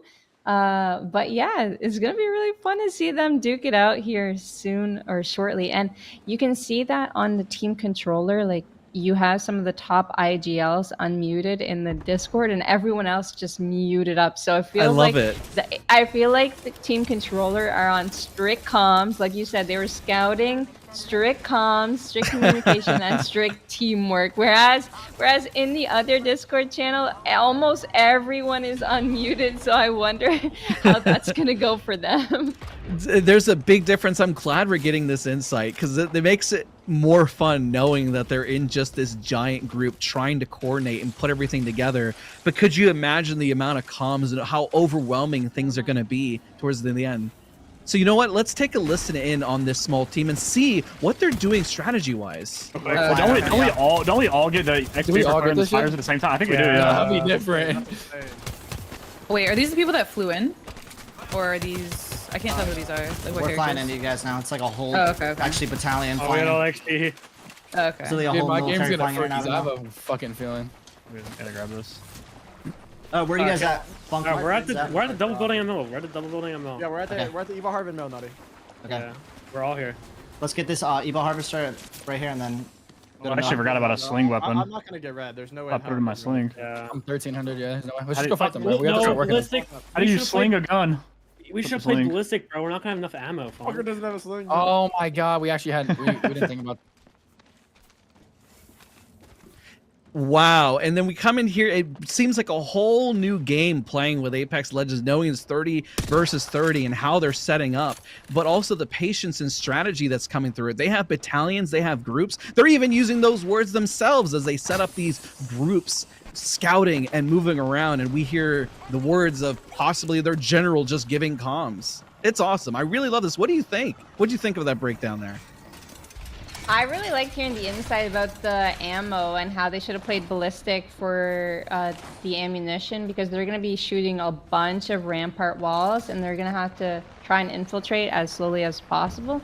But that was really great insight by them and great teamwork. It seems like they have a mini squadron about to infiltrate now. And they actually almost took down Melanie if you weren't looking at the HP bars. Mel almost went down in half a second, but was able to pop that Phoenix, and their whole squad is still alive and remaining in that little scout spot. It looks like they're all getting together now. They know that the battalion is on the way, so they're going back to their main points of strategy that it looks like they've been assigned to. This is a very well coordinated sense of defense here. This is not a team that's just doing things on a whim. Everyone has a job and they all need to do their job well. Any part of this defense falls, I'm pretty sure the assault team is going to win. But if they can hold it together and play smart as a group, then it looks like they have a very strong chance of winning here. But as long as they set up, and it looks like they have the workings to really make that happen. Yeah, it's funny. I picked Controller Legend as the team that I thought would win, just because they have kind of like some world-renowned IGLs in that squad. They have TSM Imperial Hell, they have Zero, they have a lot of great IGLs. They've got Monsoon, and they've got great firepower. They've got Zach Mazer, Jem Burton, a lot of great players there, and it seems like it's working really well. They're moving as a coordinated squad, and take a look at the colors, like the blues, the reds, the pinks against like the more earthy tones, the greens. It's actually so nice to see, and it's gonna be a heck of a fight here shortly. You know, I wonder if the assault team is thinking about this. What if the zone pulls to them, and if it does, can they get them to leave their fort? But looking at the zone already on screen in the upper left, it kind of favors them. I don't think the assault, obviously the assault don't have that information. They don't know. And we see some early firepower. Let's take a listen in as a fight ensues. Oh, look, I'm right. On your door. Everyone shoot, everyone shoot. Slow down. Make sure you're shooting the right characters. This is fucking chaos. Make sure you get thirst. Do not let them get resets. They only have one life. One shot on the open. One shot on the open. Bangalore, one shot. Back of the build, back of the build. I'm shooting out here. Caustic ultis if you got it. I don't know where they're at. The far side of the building. Southwest. Southwest. I'm fucking them on the backside. Yeah, we need to fuck them on the backside. We need One is on height, guys. One is on the height of the building. Go backside. They're on height of the building. On top of the building. We need to keep. They're burning inside southeast, burning hard inside the building. You're Caustic playing inside. Only Caustic should be playing inside, guys. We're fucking hard gassing this shit up. Yeah, let the Caustic play inside. Only Caustic play inside. So hard in there. Yeah, make sure you revive your teammates that are. Oh my gosh, I could not stop laughing hearing all the chaos that is going on. There's comms going left, there's people attacking, they're striking from the inside, they're outside the building. Caustic's only on the inside. I like the information that's going. Girl, I'm passing it off to you. There is so much happening. They're saying only Caustic's on the inside, and Hal, infamous Hal, just ramparting inside as well as Peeps. They're just still in there, not really caring what the comms are. There's a bunch of ramparts inside. Just take a look at this. But they are staying alive, and they're doing their absolute best. We need some gens in here. We actually need a lot of generators in there to prevent all of that fuse action coming in their way. But the assault team seems to be doing really well, in my opinion. They're putting a lot of pressure, and I think the Ash TP surprised the Controller Legends earlier on, and it really allowed them to infiltrate, and there's so many knocks on the ground. And I don't know, Did you see that? Knocked more. No, I didn't. There was a res that went off. They're actually getting their teammates in, and we have teams set up from across the way. I just had to call that out because we had mentioned it. Was that even going to be possible to happen? And we have an answer. Yes, I have never seen anything like this in Apex Legends, and I'm not gonna lie, it puts a smile on my face that I really want to get involved. I want to play this. This looks awesome. I do too. I'm so jealous right now, but I'm so happy for everyone. They must be having a great time, and all these Assault Legends, you can see they're playing like the southern end of this building, because the Controller Legends not only have the building, but they have the high ground north of the building as well. The scout spot that we were talking about earlier, they have great line of sight onto this building. So the Assault Legends have to push in from the southern end. Did we just see some friendly fire there? Great job of that. I don't know. I have knocked someone. We're seeing just like we had mentioned, the clutter of smokes as they breach in. They have to be very careful not to hit their teammates, and this could be the downside of the assault team just being unaware of who to hit and who's is in danger. And how in the heck in the world can they even breach when there is just non-stop smoke? As long as the Caustics keep throwing down smokes and gas, you know, I think they're going to be just fine. The chaos is so crazy, I don't even know the difference between smoke and gas anymore. Oh my goodness, and that's why they said only Caustic's on the inside, just so you can't kill your own teammate. Baby Nicky's gonna go get revived here by Kareem Cheese. He's doing a great job getting his team back up, but it must be so incredibly hard to do so. But the Assault Legends did infiltrate this building, and I honestly didn't believe that it would be even possible. So really good job coming in from them, and we'll see if the controller legends can pull it out. But I feel like the pressure is just too strong, Daz. Yeah, listen, as you know, the only downside here is that they breach this. That team on height on the other end, they do have to move, but they have a nasty power play as well. I think the position that they have is pretty wild and also intense. But also these ramparts are becoming a lot more effective than I even could have imagined. I thought they were going to be a beacon to be blasted by. But look at them holding here and just laying down suppressive fire with a Spitfire. It's absolutely nasty. Yeah, I feel like if you were on the assault team, you really need to get the height. The height that's filled with Rampart walls and Watson traps. You really need to infiltrate that area first. This is such an incredible end zone to be played. Like, honestly, probably one of the hardest end zones for the Assault Legends to fight against because of the open waters that they have to traverse against. It's tough. You really couldn't have expected this end zone to be played out, but baby Nikki going crazy with the Havoc here in the end zone, getting the armor swap, quick M&K swap for her, and she's doing a great job defending the outside. But look, she has to look left, right, and center, and has to make sure she's not thirsty the wrong people. Oh my goodness. This is so overwhelming to the point we saw a screen earlier of who was being eliminated. I think that I was about to mention this. I think the controllers are now on the assault looking for the last remaining group because it looks like they held it down so strong, and now the assaults are no longer being on the oppressive side. Now they're forced to be on the defensive. The controller legends are on the hunt, looking for every individual. And you called it, Guhrl. You said it exactly. Maybe they should have gone for the height because they were pressured in that corner so tight to the point where, I mean, they couldn't move. They just kept getting peppered down to the point, Matt, yes, they got a lot of reses, but like you had mentioned, missing that height is detrimental. And if we look here, do we see any assault left? They won. They won. We have no more assault. They won. All the bottom two rows are all dead. Wow. Controller Legends have won the 30v30. They held it down. End zone for the assaults, though. Massive congrats to them as they went on the offensive and started hunting down everyone. What mass chaos, but also just puts a smile on my face just seeing just how fun that was. I feel like I missed out. Even though I was casting and watching it, I wanted to hop in there and play. We have to host some more of these because that was too fun. I'd like to see another 30v30 happen again sometime soon because that was incredible. I think there might be some community tournaments being held because I hope everyone had fun in that one. That looked incredibly fun. Let's go listen to them celebrate. Yeah. Wait, hey, hold on. Yo, how do I punch out a Caustic, man?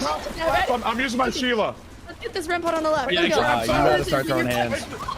Who's shooting? Who's shooting? Who's got the Voltage? It's Jen, focus us! It's Jen right here! Stop shooting! Stop shooting! What do you mean? What do you mean? Come back! Jen on, move!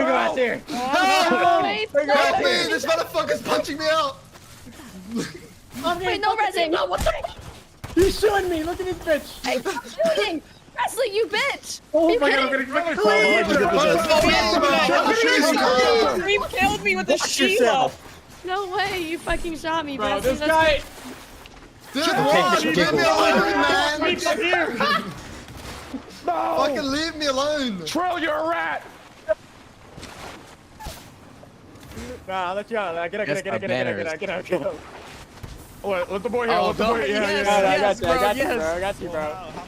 No way, no way. No, get out. Come here! Actually, of course, you get the world. That's right!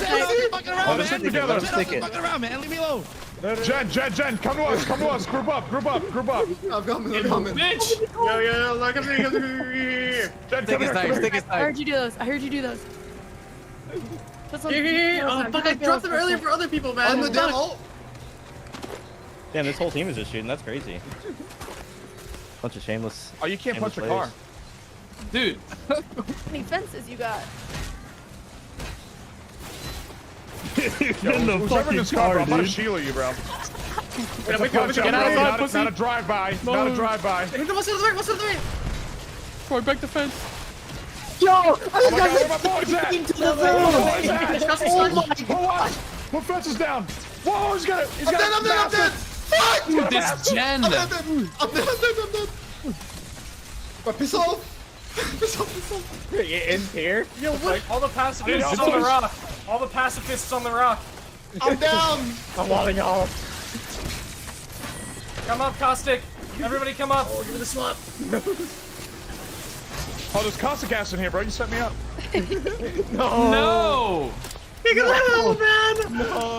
Oh, those nades are crazy. Oh, I'm sorry, side. I could not stop laughing and smiling from everything that I just heard. This is what Apex is all about. They look like they're having the time of their lives. I am so incredibly jealous of everything that I just watched. I mean, listen, hopefully they stepped away and they had a blast. I don't know what to say besides that was amazing. I'm so happy. Guhrl, what do you think?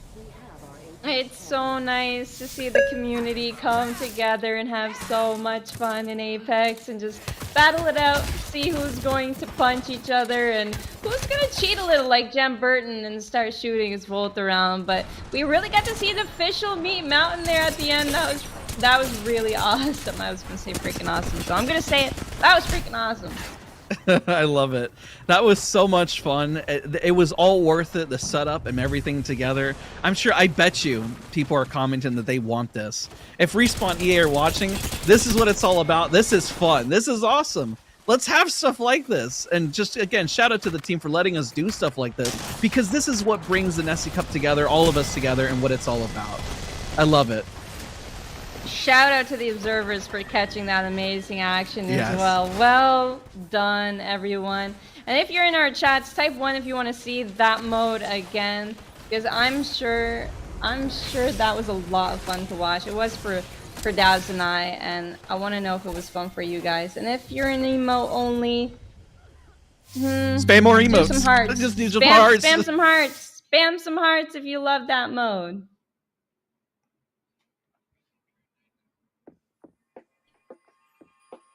Team Control has won game number 4. Congratulations to Team Control for doing a great job holding that POI down. What a hard end zone for the Assault Legends to infiltrate, but they did an amazing job as well. They ended up getting inside of the building, but they weren't able to pull through with the dub. So shout out to Team Control and their squad for pulling through. Congratulations to being a part of Apex Legends history in some way, guys. That was a first of what has now become an idea that will be very hard to get out of people's minds. It will grow. We do need to see that again. Siege, man, in Apex Legends, it was a defend and siege, and I loved every minute of it. Congratulations for all those fun things. We have more Nessie Cup right around the corner. 2 more games to decide our winners, and we keep it moving. See you in a sec.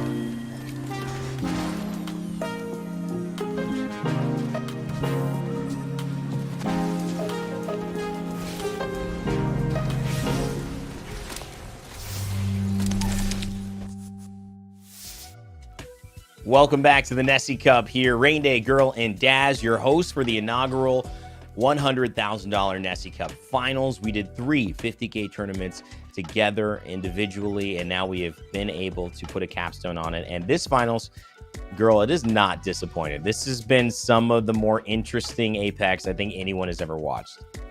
Yeah, like you said, we're making history here with the Nessie Cup, and it's been an incredible journey from the first tournament all the way up until now. It's been amazing to see all the different modes being played, all the different pros and content creators all mixed up into one. It's really bringing the community together, and they're really having a great time with it. Well, I have so many thoughts on what that meant. You guys obviously got to talk through it, but let's talk through Game 5 because we go back into a new mode again. Challenges continue on in our Nessie Cup, but they're always fun. This time we go back to 3 strikes, Dazs, but we're going to do it on Olympus this time, and we've got our random team generator at work. These will be the new trios in our 5th out of 6 games. Yeah, I'm really excited to see the meta come back with 3 strikes, especially after that. I wonder what individual players are going to start to do, especially. I want to say my prediction here for this group that we just saw on screen is actually going to be Deeds, Timmy, and Milani.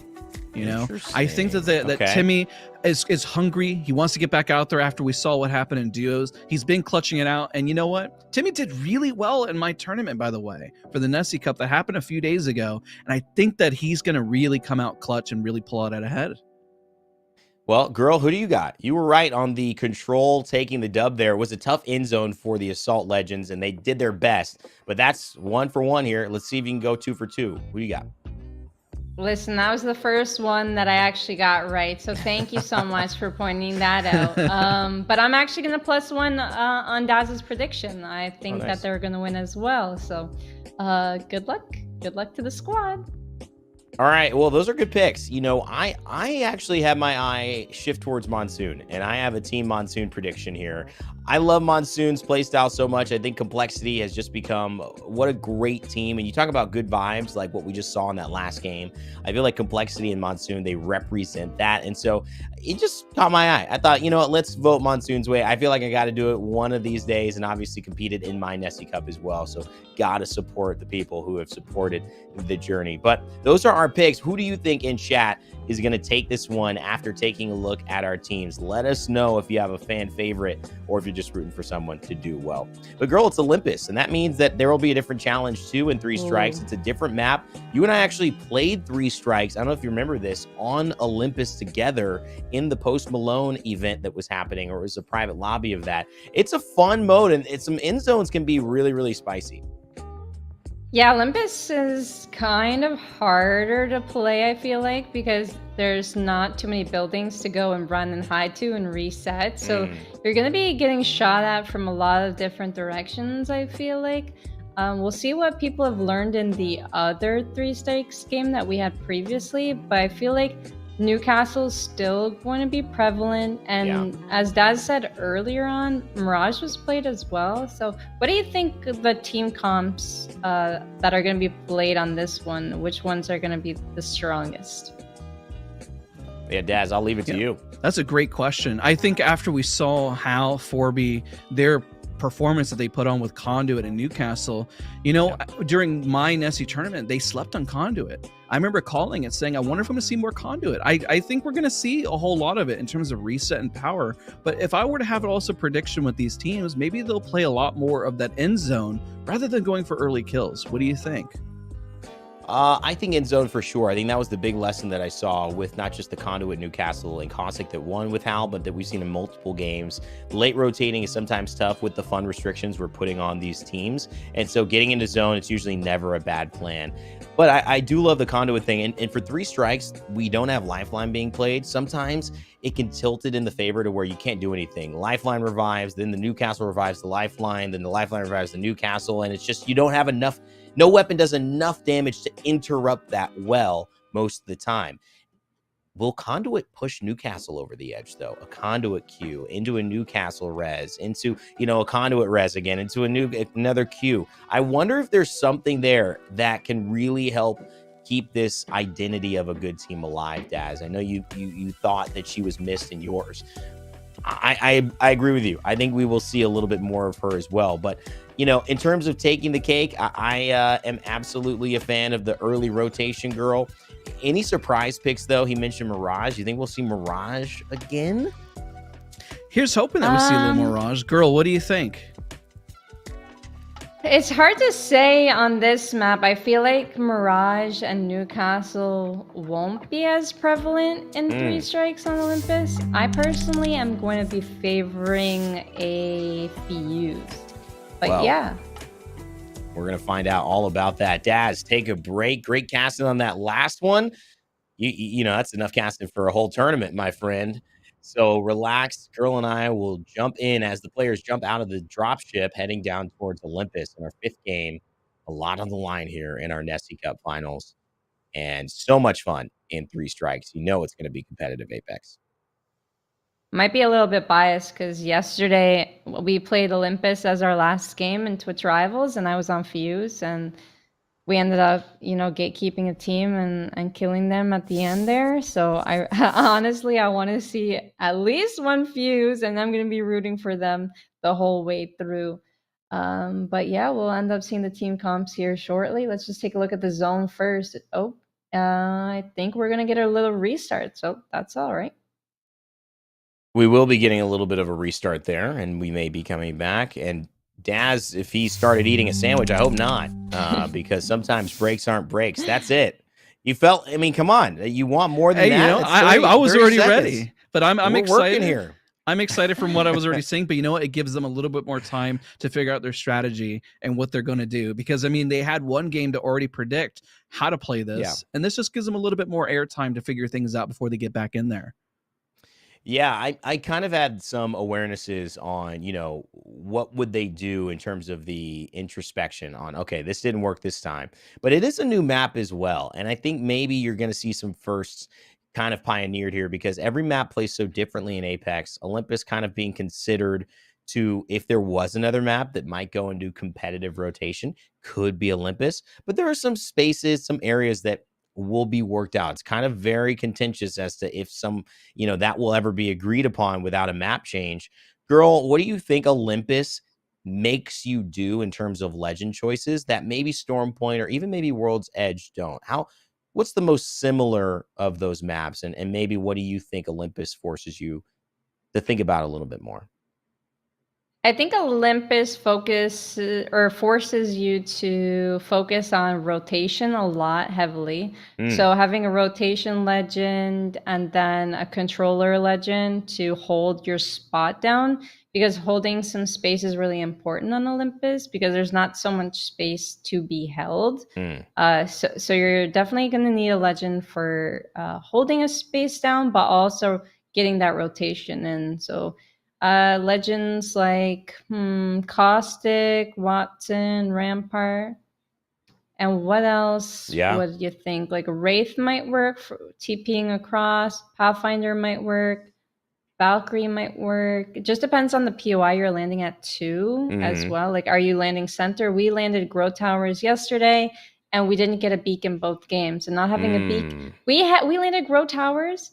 We assumed that it would go to Rift, and it ended in Grow Towers. That was really upsetting. But that's Battle Royale. That's Apex Legends. That's the way it is, right, Dazs? You're just, sometimes there is RNG. You can try to plan your drop spots and plan your loadout, but sometimes you just don't get the weapons. You don't get the beacons. Sometimes it doesn't come in your favor, but at the same time, you know, that's why you and I are trying new things with like Ballistic and Vantage. And you're asking the question, do other legends work on this map? Vantage has a lot of power because there is a lot of open space, and even Ballistic, when it comes to getting that ammo, Olympus can be a little more challenging when it comes to finding ammo. But listen, Ballistic can really come out ahead on those fights and pushing pretty early, right? Does make a bit of a difference there. That's a good point. You know, the ammo element of Ballistic, when you look at it yourself, it's one thing. When you look at it team-wide and you say, well, what can we do that other teams can't do because we have this unlimited ammo? It is pressure. It is high pressure. It is getting someone out of a fight, potentially shutting off the zone that they can rotate out of, and just spraying and praying, especially if you have things like a Havoc or Flatlines or things that have high yield damage, high bullet damage that are really, really difficult to recover from quickly. And you force shield bats, force a Phoenix kit if you get hit by a big spray. So, you know, we'll find out if that ends up becoming one of the narratives here, but I think we'll definitely see, I guess in my eyes, you know, Valkyrie is a character that I'm looking at seeing a little bit more on Olympus personally. I feel like she fits really nicely. A lot of, you know, there is some areas that it can pull with some extreme height as well. Even just thinking like bonsai towers and playing in those spaces late sometimes can be difficult. But there's also moments where, you know, when you look at Newcastle and what he did, if you look at Newcastle in an area like Olympus, I don't know why, guys. I don't know if I see a Newcastle in that same way. Maybe though, Guhrl, it's just the fact that we haven't seen Newcastle in Olympus very often. We haven't seen this character. But do you feel like he does better, does about the same on this map than he did in Stormpoint? Or even World's Edge? On this map, there are a few dedicated spots where there are high chances to get a gold res. So depending on your spawn, I feel like there are going to be people contesting for those gold revives. So definitely I think we're going to see at least a few Newcastles. And it is 3 strikes, right? So Newcastle's going to be good no matter which map. But in terms of his ultimate and his shield, I still think he could work because there's not so much cover. So him being able to create that space, being able to use his shield to kind of get closer to the zone later on. I think he's got really good util for 3 strikes and Olympus as a whole. But you're going to have to pair him up with a 1 legend that creates space, does damage like a fuse or something like that, or a horizon, because we're going to need some pushing power, some defense, and then maybe a controller legend. I like to see like a combo like that. Yeah, we have not seen a lot of recon legends, by the way, as well. Bloodhound notably really missing in this lineup of legends. Even Seer, people have been, you know, flirting with a bit, coming back into the meta, but have not seen much of any scans going on. You know, it's kind of a refreshing state of the game, I think, Daz. We've seen a lot in Apex, and that's been one of the main tenets over the last several months, even half a year. So could feel like maybe there's a swing here in terms of, well, not just in 3 strikes, but what people are valuing overall in the meta. Definitely. I mean, we have seen the absence of crypto and a lot of those legends. So just like Guhrl was saying, who are they going to pick for the pushing power? We feel like Newcastle is definitely, okay, that's going to be the legend right now because we see it in a winning squad. But if you don't have anything to push with and you happen to be on the edge and you guess the zone incorrectly, what are you going to do? That's going to be the overall question of what we see and how everyone answers that. Well, these is, you know, obviously our time between getting back into game, which we did start, and it feels like we have a game ready to go yet again. I appreciate you coming back off break, Daz, and hanging with us, but now you can actually take it. We're going to jump into Olympus. It's 3 strikes again for our 5th game here in our Nessie Cup. We appreciate you hanging out with us while we got that fixed up, and now we are ready to rock. Legends locked and loaded, and out of the dropship they go, Guhrl.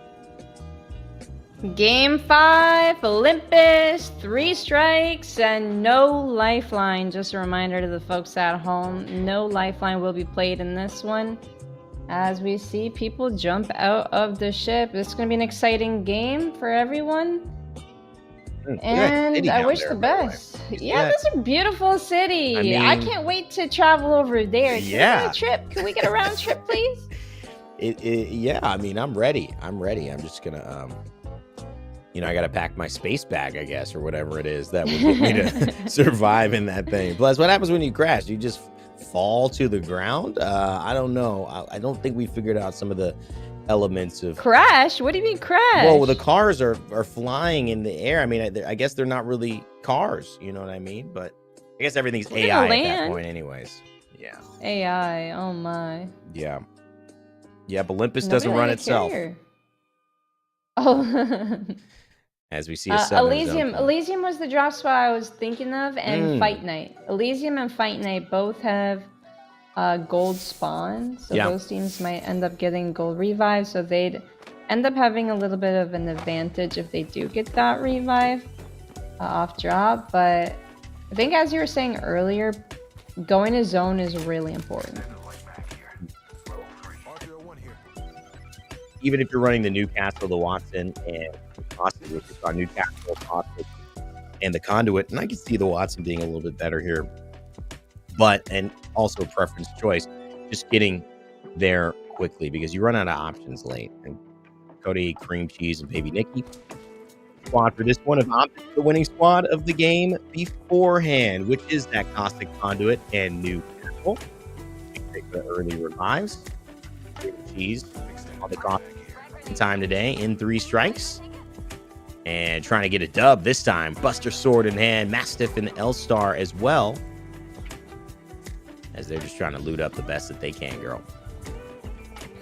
Yes, they are, and it seems like everyone we've watched so far are more on defensive legends. Oh my goodness, Legendary Doll going down to 1 HP. But they seem to have done the same amount of damage to the opposing team that has been putting and applying pressure on them. Addy's going to get height, going to take a look. He's really looking for blood, and Zach looks back and he just keeps running. He's scared right now. They're on triple whites. They are going to run for their lives and play for zone. It looks like they're running towards zone. Raven, Tifa, and who do we got? Dwells? Dwells pushing them or on their team? Dwells is actually pushing them, so take a look here. We might get a fight. Mortar flare detected, and the push is going to ensue. Look at this angling from Dwells. So smooth with it as well, and avoids the damage from the Fuse ultimate. On the other side, Sweet Sage qualifying from the Raynday Nessie Cup and continues on, winning the first duos there with Guhrl. Now winning the first fight in the finals for our last game of 3 strikes. That was an incredible push.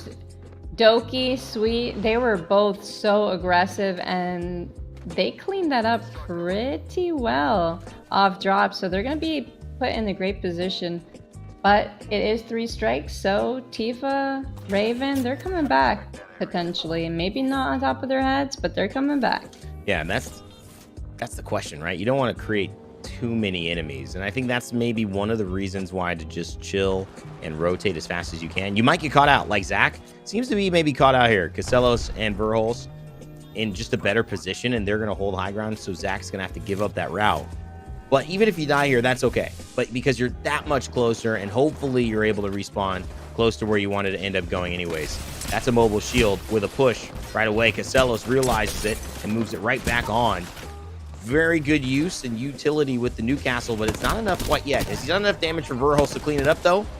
Very familiar if you're watching TSM. Guhrl's trying to lock down those final kills after some entry fragging has been done, and he does it this time around, trying to go for the swap, and he will get it, but he's got to fight against an invisible opponent.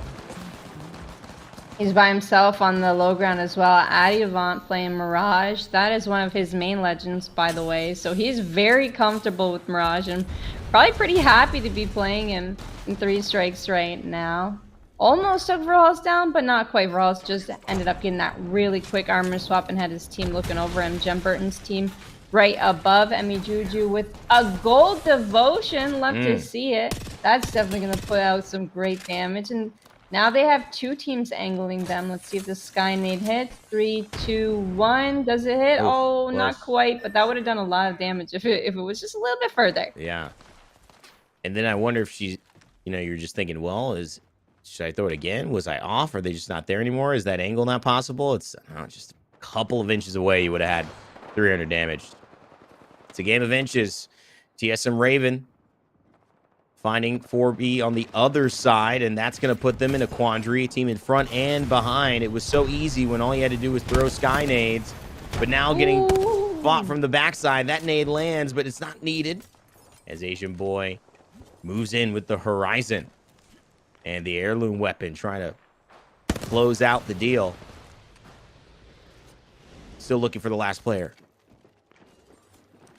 Great firepower coming from this squad. They were one of the first teams out, but they're coming back for blood. Great ulti from Tifa. Can we get the revive, or are they just glitched in that corner? There's not much space to get the revive off, but she does. One thing I've been noticing, though, Raynday, is that once you're in a fight for a long time, you're going to get surrounded, and I'm not feeling good for Asian Boys team right now because I feel like there are going to be squads just coming back for blood, but they are on the high ground. Yeah. That's This high ground is good, and there are zones that actually pull into this high ground as kind of being that final area. And the team on height and there's a team below that pretty much can survive quite well. We don't know where that's going to go just yet. We do know, though, that Guhrl's bullet's going to go straight into low G's and find a kill on the Hemlock. Jumping in for more. So aggressive because he knows he's got an advantage. It's one spray, but goes down. And that's Al, who says, not today, young buck. Guhrl gets picked up as quick as he fell, though. Yeah, they did a great job there. I love the energy from Yam Churil, like going in. Might have missed a little bit of shots, but still went in with that confidence, with the team backing him up. It was well done from them, and Guhrl now has a one-up on Hal. A little bit of trolling him afterwards, probably, for that one. Yeah, absolutely. Grabs the final kill. Says, next time, speak to me nicely. Hal says, I've been working on it. As they have. Good talking points for their next karaoke night. Yes, which I heard was pretty epic as well. Yeah, really fun. Clara ended up posting some pictures. It's nice to see everyone together, singing along to a lot of songs. Surprised their voice is still available to do some comps for today as well. Maybe that's, if you ever see them not connected, it could be. Karaoke is a caster's nightmare, especially in an event like that, until it's over. Then you get to let the pipes ring true. Baby Nikki, though, really good angle. She's done a lot of damage. Trevsak's almost dead. Baby Nikki kind of trying to see, should I push this or not? Zone not pulling in quite yet. And with the conduit, she's going to hit the Q. Get a little bit of more. It forces a Caustic ult. Baby Nikki's going to get one kill on the reps. And looking for another. Baby Nikki on a little run here. She is insane, and I love the angling she took on the boxes as well. Very confident, good plays, and they end up getting the kills on to Jordan and Trev stacks there. Great job from Team Cody, and good angling, like you said, from Baby Nikki. I love her movement. She's so good. I need some tips. I needed a little tutorial from her because she put in a lot of effort into that movement, and you can tell from her gameplay. Yeah, she is quite good in so many senses, aim, movement, but you could tell a player immediately the way they shift around in Apex. And there's a nice headshots from Trance, who will take it. Naya, Mocha, and Sykes' squad will find themselves on one strike, but sitting pretty with the zone about to close. Round 2 closing in just a moment. And it will be in front of them that they have a small walk. And there's that height I was talking about where sometimes this can end. Yeah, I think you might have predicted it, Raynday. Big brain. 2 predictions Big today. brain. Oh, wait. The smartest man alive. The smartest man alive. I don't think I said the smartest man alive. The smartest Apex something alive. It was something like that. That was just amazing. affirmation time, you know? I guess I had to do it. You know what's funny? We all need some affirmation. I'll let you into a little bit of, I'll break the fourth wall here. Sometimes when you're casting, you just don't know what you're going to say at the end. And so I wanted to go fortune teller, but my mind couldn't come up with that name. And whenever you're trying to spitball something that starts with an F and you're in the pressure moment, I play it safe. So I went with smartest man alive, and you know what? Now I'm sticking with it. I love it, honestly. And I think everyone needs a little more of that, like self-love, affirmations. I really believe in what you think is really important, or how you think is really important. Absolutely. So, you know, thinking good about yourself and making sure that your mind is healthy is a great thing. So I'm glad you said it, Raynday. Yeah, thanks. Well, you know, just trying to, you know, give myself positive self-talk. You know, if I'm going to get it somewhere, I might as well just supply, you'll get it from be my me own here supply. soon. Yes, and Guhrl, you know, gas me up as well. I appreciate it. Raynday is a great commentator, great host, wow, great content creator, wow, great friend, wow, great husband. That got me. Wow. He's great at a lot of things. That's beautiful. And he even writes books. Ooh. So make sure you go check out him on YouTube. What's your YouTube again? Raynday Gaming. Yeah, how sweet. Spell it out. Oh, that was the premium gas right there. I don't know how much you charge for that at a gas station, but I'm pretty sure most people cannot afford it. That was huge. Raynday Gaming, everyone. Amazing at everything. Wow. You know, I can say that that's some of the nicer comments I've gotten in a while. Thank you so much, girl. Appreciate it. And a great friend as well. Being a good friend. Yeah. Oh my God, you said the same thing Yes, at we the same did. time. All right, Jinx. All right. All right, we're gonna have to shut this down because this is just going Back crazy. to the game. Back to the game. You know, you never know. The Nessie Cup, though, I think, you know, just to actually make a point about it is, you know, we have become friends through Apex, and so many of the players here have become friends through Apex, and you know, people that you really respect and appreciate in your lives. And I think that's what this is about. The Nessie Cup is just, as much as it's a competition, it's saying let's meet up and have fun in the ways that, you know, we've all impacted each other, and it's in this game that we love. And so I love that the community is getting highlighted here. I love that we went on that rant because that's what Apex is about, you know, and that's what I think is fun to watch. Yeah, we're playing a battle royale. Last one remaining ends up winning, but we're all really passionate about this game. We're all very loving, and at the end of the day, we're all human, and we all love the same thing, which is incredible and amazing. It brings people all around the world together. We have land coming up Raynday as well, right. And that's going to be incredible. And if you guys want to get into it, not to take away from this firefight happening with Synox and Designful, Designful seems to be getting the edge of over Stay Naughty, but that'll still ensue. LAN happening May 2nd to 5th. Join us in LA at the Guhrl Center. I'll be there, Guhrl will be there. Many of the people, almost all of the people competing in this tournament today, the Nessie Cup, will be there too. So if you're rooting for someone, go say what's up. Give them some nice comments like that in person. You never know what could happen from it. Designful back into the action, getting a med kit off and playing Wraith as we expected. Someone had mentioned Wraith might be played. He's played it in Pro League. He's now playing it here. Synox gonna look for the early res, but it's actually a bit too late. And they will go down thanks to the pressure from Zero, Vaxlon, and Snow Red. That was a good third party coming in from them, and I really appreciated Synox's movement there and trying to go for the revive, but they ended up getting pinned, so that was unfortunate. Monsoon with the aim, he's flicking, he's shooting his shots, he's hitting those PK shots. They get one, can they get two?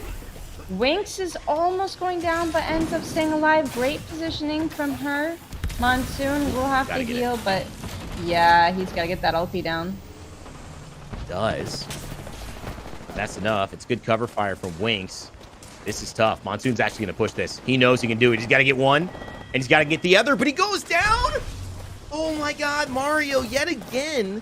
This is the second time Dazs will remember Mario somehow with a sliver of health survived a push at Epicenter, and Monsoon with a full purple jumping at him somehow survives as well. Zero still in the same spot with Snow Red and Vaxlon, and they're going to try to make a push. Let's see how they do it and listen into the comms. Still, if you set up and we win the game, I think. Yeah, I'm popping up. He's gonna get res. He's getting res here. He's gonna fight inside though. Any read bats? I have to. I'm dropping one. Dropping two. He's right here. I got us. They're gonna fight inside. They're gonna fight inside. Clipped. I hit him for 40 on the door. I almost have my ult. Gotta try not to take damage. Landing? I don't know where. On the roof. On the door. On the roof, they're on the open. Wait, what? That's a spot? The fuck? The guy's one. How my ult? Cracked him. Come on, you have wallbacks. Landing. I got him. On us, basically. On us. One to the right side. On me. I'm gonna check. 140. Castle one behind you. 1 HP. He's weak. Nice. I saw that all then. I'm gonna lead this. I'm leading this. I need ammo as well. There's Havoc. I'm batting. Still in our wall. Keep him above us still. What do you need, Snow? I need heavy. Here. Zero heavy. Thank you. Landing on me. Full team on me. Ulti that. One shot, Castle. Don't die for it. I'm trying not to. I got stuck though. They're all back in ult. I have to play back a little. I cracked one. No. I'm batting. I got him. Save for me still. Careful with the team. Checking him up. We're good. Coming back to you. Make hitting. There's. What a moment here from Zero. Guhrl, it looks like they have the God spot in their mind, and they might just. They are going crazy. I love the shots. I love the angling from Snow. She needed the ammo. She was assertive, and then she went in with that PK and hit absolutely every single shot, and they're doing so incredibly well. Another fight coming up on the height. Zero's team trying to get some action in on that one as well, but Snow will have to play some more traps down low. She's only got 1 or 2, but they are getting angled out here. Rough angle. Snow, though, great response, and you just need to show a little bit of presence. Not much can be done there. Now, if this was Guhrl in yesterday's tournament with a fuse and a knuckle cluster, they would have been in trouble. But right now, they are not. And so it still looks like Zero could be in a commanding position. Spicy Potato, Trevstacks inside. And Trevstacks guarding one, playing that typical Rampart we saw in my Nessie Cup, and with reps as well. Holding down the smallest of corners. They'll probably go for about 4K in LA or New York. But they're making good use of it no matter how much space they got. They've got that Newcastle holding it down tight. Yeah, it's a good combo with the Rampart walls and the Newcastle walls. Didn't think of that, but they're definitely stacking them. No red going in with the PK. The PK's been prevalent in this tournament, and it seems like they're going to be able to get that as well. One more shot. Can she do it? Yes, she can, but they're getting thirded, and they are now eliminated by Zach, Legendary Doll, and Mario, who we were talking about earlier, and they placed the exact same Newcastle and prepare for destruction. I mean, it's like the most extreme version of who places their bubble last. It's really the Newcastle wall, so good at holding that space. What are you going to do? You can't jump over it. It's worse than running into a perimeter security. It'll give you that slow and stun that essentially you're a sitting duck. And so while Sykes has the actual disruptors here on the alternator, makes for a terrible weapon to fight against, you could say Zach on the upper hand has it both in terms of positioning and timing, especially with the ultimate coming down from Mario. Yeah, I love the gen placement, I love the timing, and I love the IGLing here from Zach. Them pulling it out, top 3, playing a really good spot, utilizing the wall on the low ground, but they have to watch out from the team above them. That's Design and Ghost, just shooting them from right up above. I don't know who's going to win this. Sykes could actually end up third-partying and winning it himself. He got one up. He got Nyamoka up, and look at that. Disruptor rounds is there, but there's a Caustic. Is there enough of a Caustic ultimate? No, it's Sinox who takes the win in our 5th game and our final 3 strikes of the Nessie Cup. Wow, that was incredible and really close. But Designful Senox and Control Ghost, they had the height there above, and they managed to heal up and fight off the last team as well. So they got a lot of kill points at the end there, and they did a great job staying alive. Just inspiring, too, to see these plays. So much PK action is making me want to play Peacekeeper right now and jump into some lobbies. But we still got one more game to go to decide the winners in all of our final tournament standings, Guhrl. But whether it's Gacellos, whether it was Snow Red, whether it was Verholst and them holding up on high for a while, they were doing great early game, but the rotation just pulled right outside of, I think it was Bonsai, on one of these tower locations, and it was going to become a matter of high ground dropping down onto low for wins. Yeah, they did a great job third-partying here too as well, and taking out one of our strongest teams in the lobby. They got a lot of kills there. They made it to top 6, but unfortunately they ended up going out. Senox and Designful and Ghost here though. Look at that aggression and teamwork. So incredibly well done by the boys. Yeah, they really did a great job, and Designful rocking that Wraith. It's not a legend that we see played, but there's something valuable about it. You have an oh no button in moments where chaos for seconds matter, and if you could stay alive, well, you could see what can happen there. As we head back to our desk here, we'll bring Dazs back in to get his reaction on that one, because Sinox, Design, and Control Ghost are your winners in Game 5 here in our Nessie Cup with 1 game to go. You know, that was amazing to watch. And towards the end, the strategy of Newcastle just creating space in the area that they took where it didn't exist before. But also, I could tell just everyone was having fun. I loved your breakdown of just reminding people why the Nessie Cup is here and having so much variety in this tournament. We've had just from the start of the day to where we're at now. I mean, it's just amazing. It's been so much fun listening in, hearing you guys cast. You guys are amazing. And it's just been an absolute blast. Well, thank you so much for the kind words, Daz, and as well, you, Guhrl, in the cast as well, and all of you who've been watching and supporting. You mean so much to all of us, to me, and to everyone in the Apex Legends community. We've got one more game in our $100,000 Nessie Cup that will decide it all, and yes, it's the moment you've been waiting for more punching. We'll see you in a second.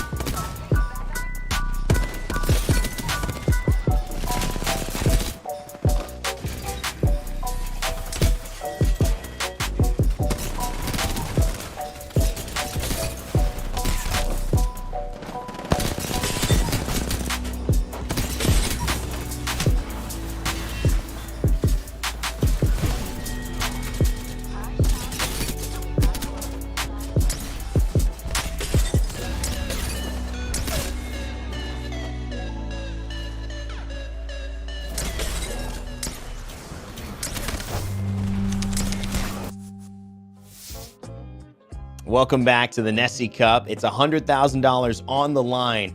And as your host, Raynday, Guhrl, and Dazs, we are here to sit with you and call the action for today and all of our amazing competitors and streamers who are participating in this event. We have one more game that is going to determine all of those results, all of that cash, where it is distributed. And don't worry, everybody is getting paid, but it's also a little bit about bragging rights because we do want to see who wins our inaugural Nessie Cup. Guhrl, it's kind of like the opportunity to make history. It is the opportunity to make history. This is the first Nessie Cup. Come on now. Well, I would be bragging a little bit. Nah, I wouldn't be. I'd be humble. I'd be humble. Listen, I had an idea that, we should have a trophy, kind of like, the hockey cup. Why am I missing the name of the hockey trophy? That Stanley Cup. Stanley Cup. Yeah, right. I'm Canadian and I didn't know it. Yeah, but you get your name on it and, it stays the same trophy every year. And we kind of keep, putting yourself on the map and being a part of the history. I love it. I love that idea. I don't know if we'll get a host trophy though. That may not happen, but we'll still have been here. Guys, Game 6 is also on their way. These are your teams. We've rotated them yet again. Synox and his squad, now Trance and Control Ghost, which means Synox and Control Ghost are actually on the same team 2 games in a row, which is great for them because they just won. So we'll see if Trance can fit in where Design was. But Design this time, Daz, will be with Jen Burton. That's not a bad switch up. That really isn't a bad switch up. That would kind of be where I was leaning towards looking at this next squad and future squads. I guess you could say that would be my prediction as we talk about Design full of Jen Burton and Logi. That's who I'm guessing would be coming out on top for Game 6. They've had a lot of experience now with Melee only at the start. And what I love is that we're kind of rounding out the tournament now with Melee at the end, right? Kind of doing something a little unique, but also rounding it out at the very end. I need to get your thoughts too, Guhrl, because you're going to be taking a break on this one. Daz and I will go casting. So I want to get as much from you before we do that on the thoughts on what people will change, if anything, going into this one. Because it was a punch fest. It was a Watson fest. We saw so much of kind of the same thing being run. I had mentioned maybe crypto was something that was being missed out. That would totally throw everybody's plans in that small circle out the window. But do you think anybody's going to be that risky and change things up?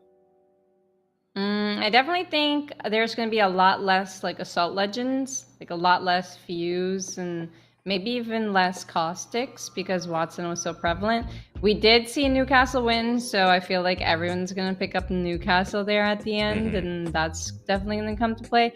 But as for the third legend, it'd be really interesting. Like Horizon could work, Valkyrie could work, Crypto could work, as you said. So it'd be nice to see what kind of legends that they pull off, but I feel like it's going to be very defensive this time around. Okay, very defensive this time around. Another point that is very important to remember. There's not a lot of aggressive plays because you can't really get aggressive, kind of building your own territory. That's your strength.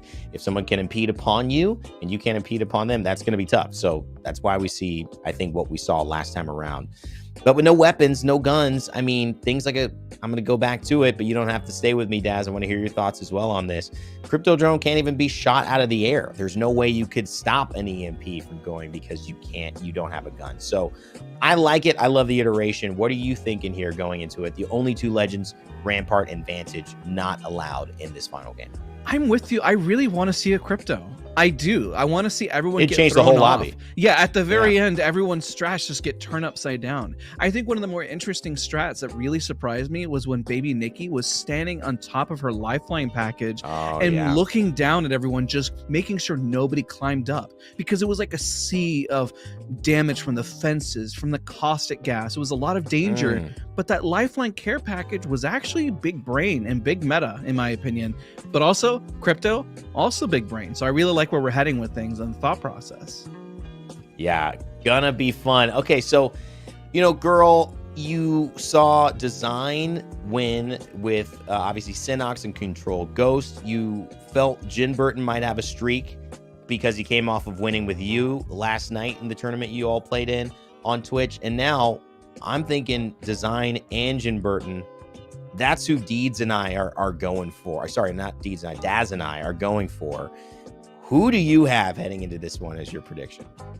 Well, honestly, I would go with you guys, but I'm going to actually go with a different team this time around. Daz was hyping up Zach in his tournament, Zach Mazer, and Renison and Trev Stacks. I feel like they got something cooking.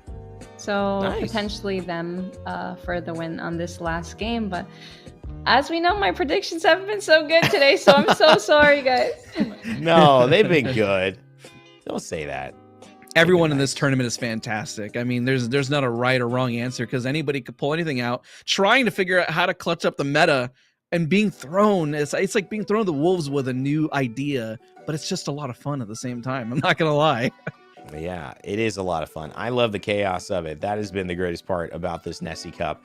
And it's just been so fun to see the players where they could have resisted in some ways. That's just not Apex's style. They go in and they go in 100% and then they double it. And so we've seen these players really own it. And I got to say, highlights, as we're not closing, but we're getting ready to go into game 6. That 30v30 match, I mean, that's going to live down in infamy in Apex. I've never seen anything like it, and it actually makes me think like this would be so fun to participate in. How can we make this a LTM or something that we can all play in? Oh, that'd be pretty awesome, actually. And speaking of LTMs, there's a really, really good one out right now called Lockdown. It's brand new out this week. So definitely make sure to turn on Apex after the tournament and check it out. I think, Daz, if anything, if we felt it, I'm sure people watching have felt it. You just want to play Apex after this because you just realize how good of a game it is, how much fun you can have. And, you know, I do have to say this. You two, you know, you left me. I went to Boston. You went to LA. You had a great time at Respawn. So, Daz, you know, I know we're going to talk about it in game, but before that, Guhrl, just how was your experience in Respawn, EA inviting you to have fun and try that new Lockdown LTM? It was an honor. It was a blessing to be able to be a part of that, to leave my house for once after playing Apex every day for 5 years, you know, being able to meet everyone and being able to be in like an inclusive and really welcoming environment. The team, everyone, Chin, Karen, Michelle, they did a great job hosting it and organizing it. It was so well organized. Few gifts as well that we got. It was really, really nice. But the mode was really, really fun, and being able to shout out at people that you're playing against. Like I was able to be like, Greek, oh my God, you Caustic ulted this room, and being able to do that all in the same room was really fun. But it was a great experience. I hope to see you next time at the event. Oh, you know I will be there. Girl, take a break. You've done some great casting today, and I think your predictions, they're going to come into fruition here as well. So, Daz, I know you were a part of it. I highlighted Guhrl because she was going to go rest a little bit before we finish this tournament, but you were there too. And how did you feel in that environment? It seemed pretty amazing.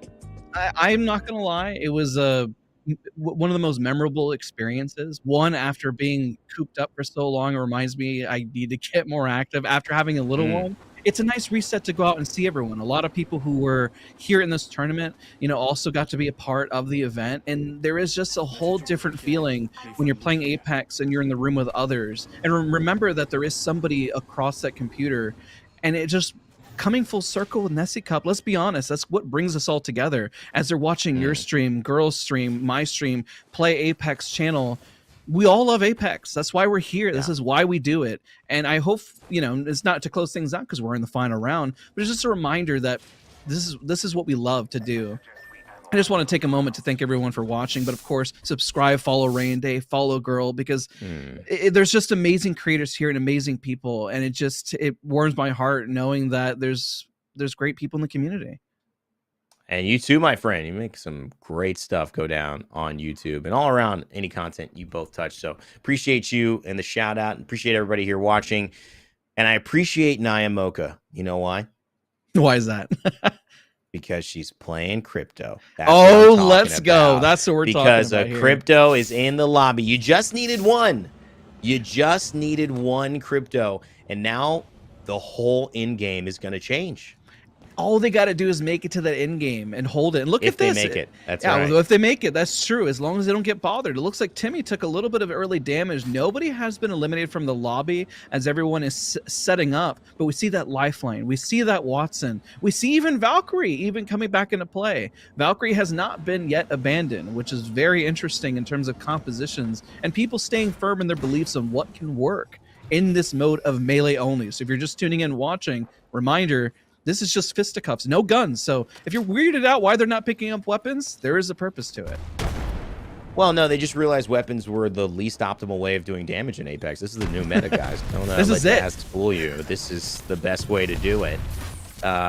Low G's and Thermite in hand, gonna go into the Wraith queue, and this is not good because this is our prediction. This is our group right here. This is rough. This is rough. I don't know. But Sweet Sage also on the Wraith, and maybe that's the reason the Wraith queue didn't really give much of an advantage there. But Designful went down to Stay Naughty and Dokibird. They do take the Gravity Cannon out, so I think they might be still alive, have a chance. Wow, we're seeing a lot of early fights going on compared to last time. They're not putting anything on the table. They're saying we're gonna get people out. We're gonna punch everyone. We have heirlooms. We have Nessies to smack you over the head with. We have fences. it's just kind of an all-out brawl early on already compared to what we saw last time. Why do you think they're changing their strats early so much? Is there something in the water? I think there's something in the water. It's a game 6 thing, something in the water. That's absolutely how it is. And that just happens, you know, the pace of a tournament. You know, sometimes people realize last game, let's let loose a little bit. Last game, XYZ hasn't worked. Let's get a little bit more aggressive.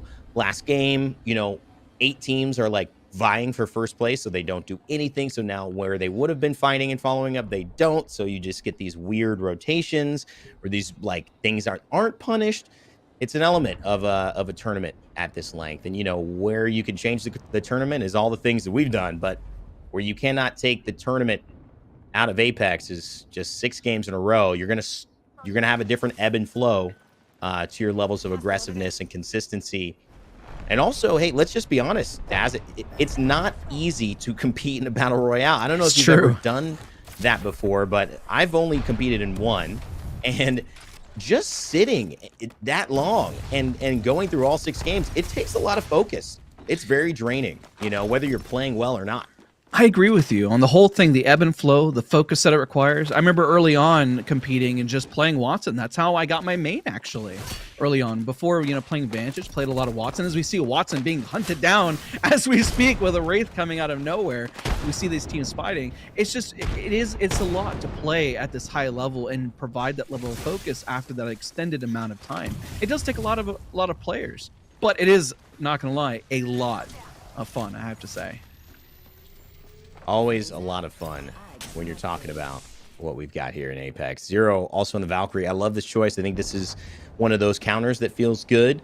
You get movement for your team, but you get solo movement, and it's going to be impossible to punch somebody in the air unless you got a counter Valkyrie. Now, this one, Adjuvant, it's been real fun, real spicy with the picks. Mirage, 2 games in a row, and now a Catalyst. Walk me through the Catalyst thought process, because it's another legend that has a huge impact with their ultimate that could play a difference in that end game too. I agree with you on the ultimate. Creating a line in the sand, visibility becomes a major factor. But if we look at the ground, we see tacticals. Remember, these tacticals can't be destroyed unless you do a significant amount of damage. Oh my. And that damage, even look at the spikes there, holding close next to it, it takes a lot to blow out a Catalyst tactical. And because of that, we see teams that are able to coexist so close together, and we see them all huddled up here, and they're allowing them to move, but they're saying, hey, don't come near my square. This is my boxing arena. You come over to my boxing arena, that's it, you're dead. But they will say you can live in that space though. This is it. This is the best thing ever. This is Crypto mobile. team. This is mobile security. Oh, whoa! I didn't even think that was possible. They lost a part of their car.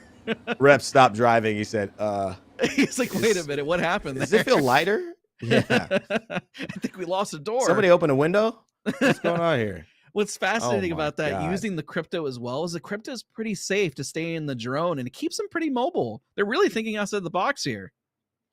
Man, that would have been the best situation if you could have taken that into the final zone. But guess what? There's still time, and that's all it takes for Wattson to get that pylon back up. As you can see, it's a northern zone, so the Trident's going to come in handy on these rotations. We the People and his squad very, very late to the game, but in this zone, we'll have a little bit of time to push it. But yeah, Dazs, you know, some teams absolutely lagging behind a little bit. It's not uncommon to see probably 35% of the lobby take this route, especially if they don't have primary positions yet. But still, with only punching to go, I mean, maybe you can rotate as late as you want.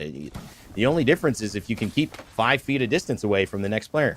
You see the confidence that over half the lobby, I would say, feels holding these positions and these angles. I would say a majority of these players say it's pulling here. We know exactly where it's at, and we are not moving. Well, the rest of the lobby is playing a whole different strat and different game altogether, saying, you know what?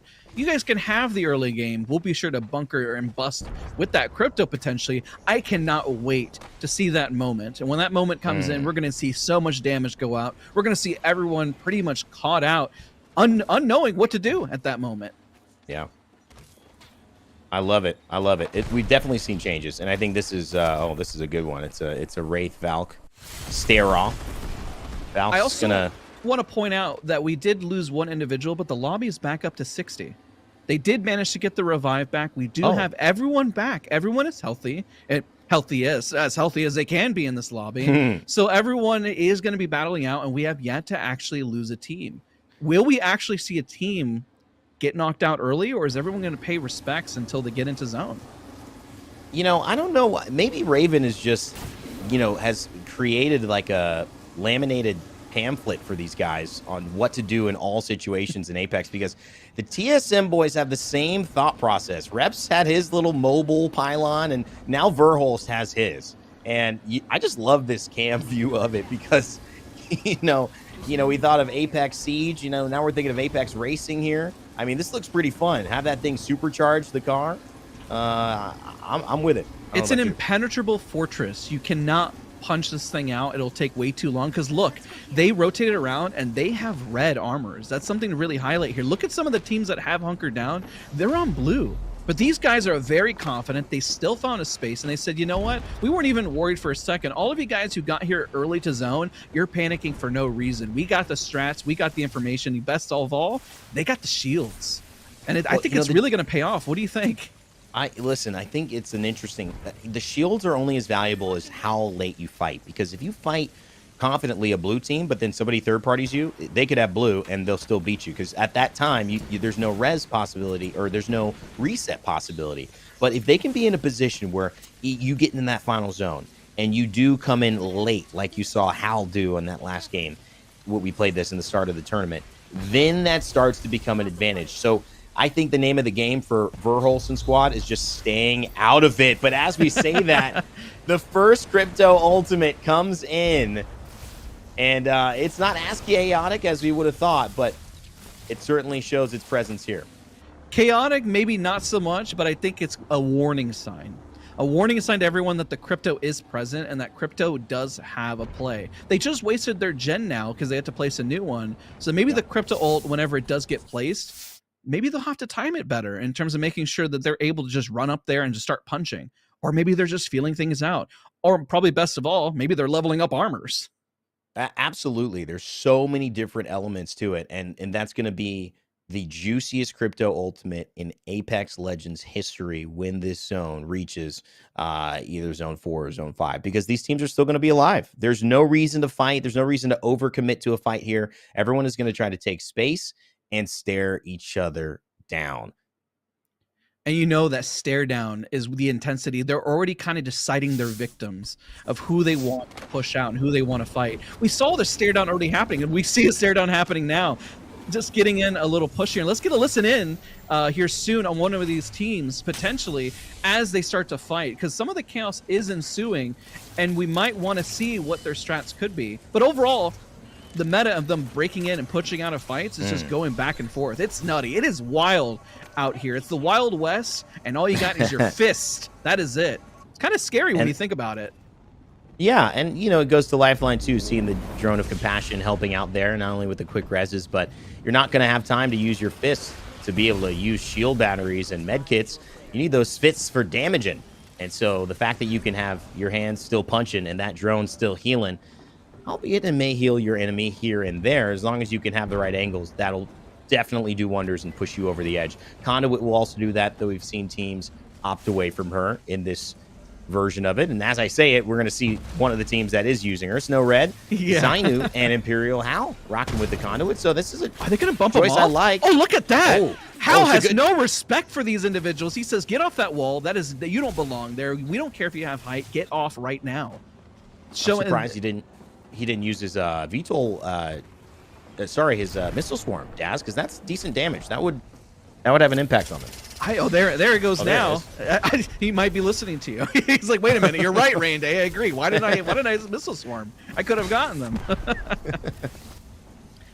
But they're making sure they have pressure. They know that this wall is kind of impactful, but they don't want them staring them down, which I find fascinating when we see melee only. The amount of areas that players will find and discover is fascinating, but also ensuring that they have space. Look at how making sure, hey, I'm going to clear out this area and make sure we have it, and it creates a nice strategic advantage here.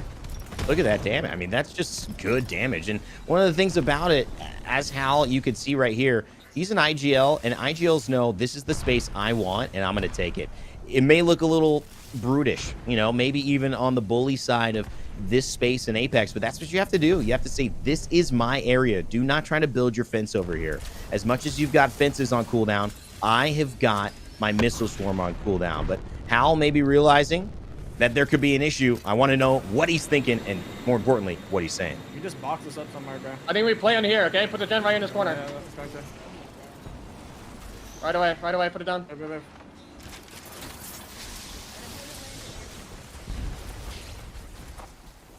You got no more ultra cells, right? Nope. Wait, is somebody even... Is there... I don't think there's anybody inside, but I don't think it's good anyways. Nah, I don't think it's that good. I'm getting this nade, though.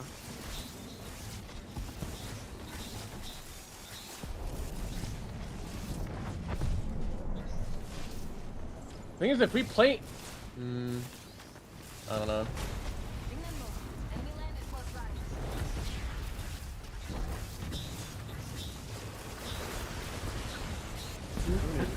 No obstacles here. It's gonna be fucked, bro. I'm not gonna have all.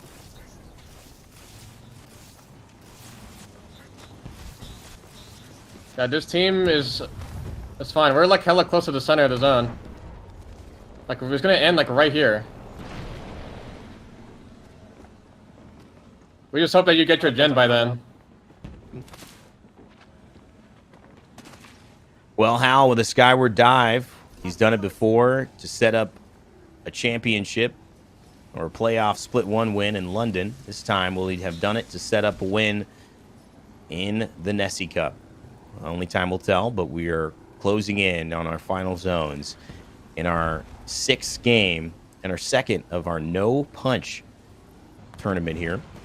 A lot of respect. Everyone is still alive, but you can tell from the comms, players are starting to get really nervous.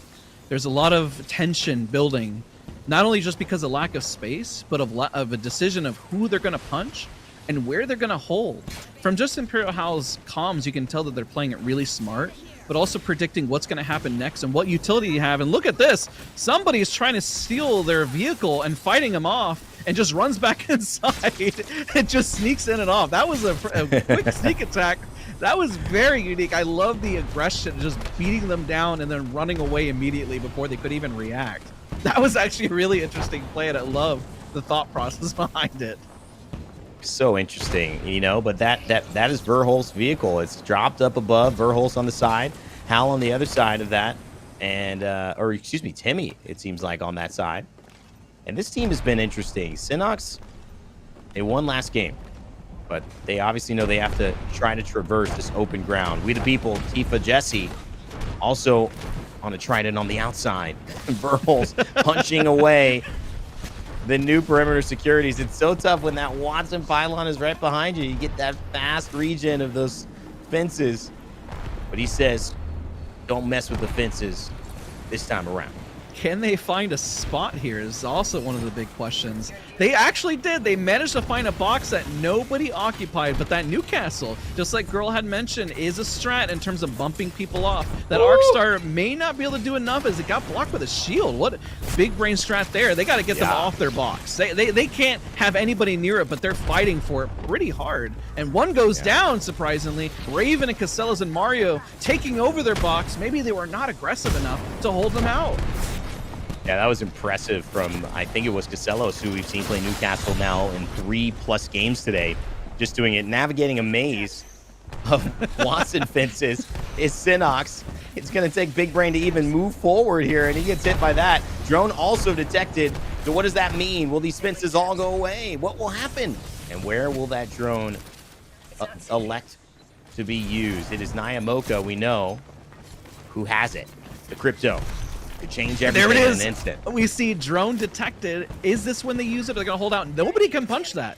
The only thing that could really hit that would be a fuse. But even then, there's so many Watson gens that opportunity is just long gone. That drone's going to stand up in the air, and it's about to change the whole game. And here it comes. Massive damage. Boom. Everyone just gets hit and obliterated. Another one is coming in for a second time. But did that one get destroyed? I don't think I saw that one go off.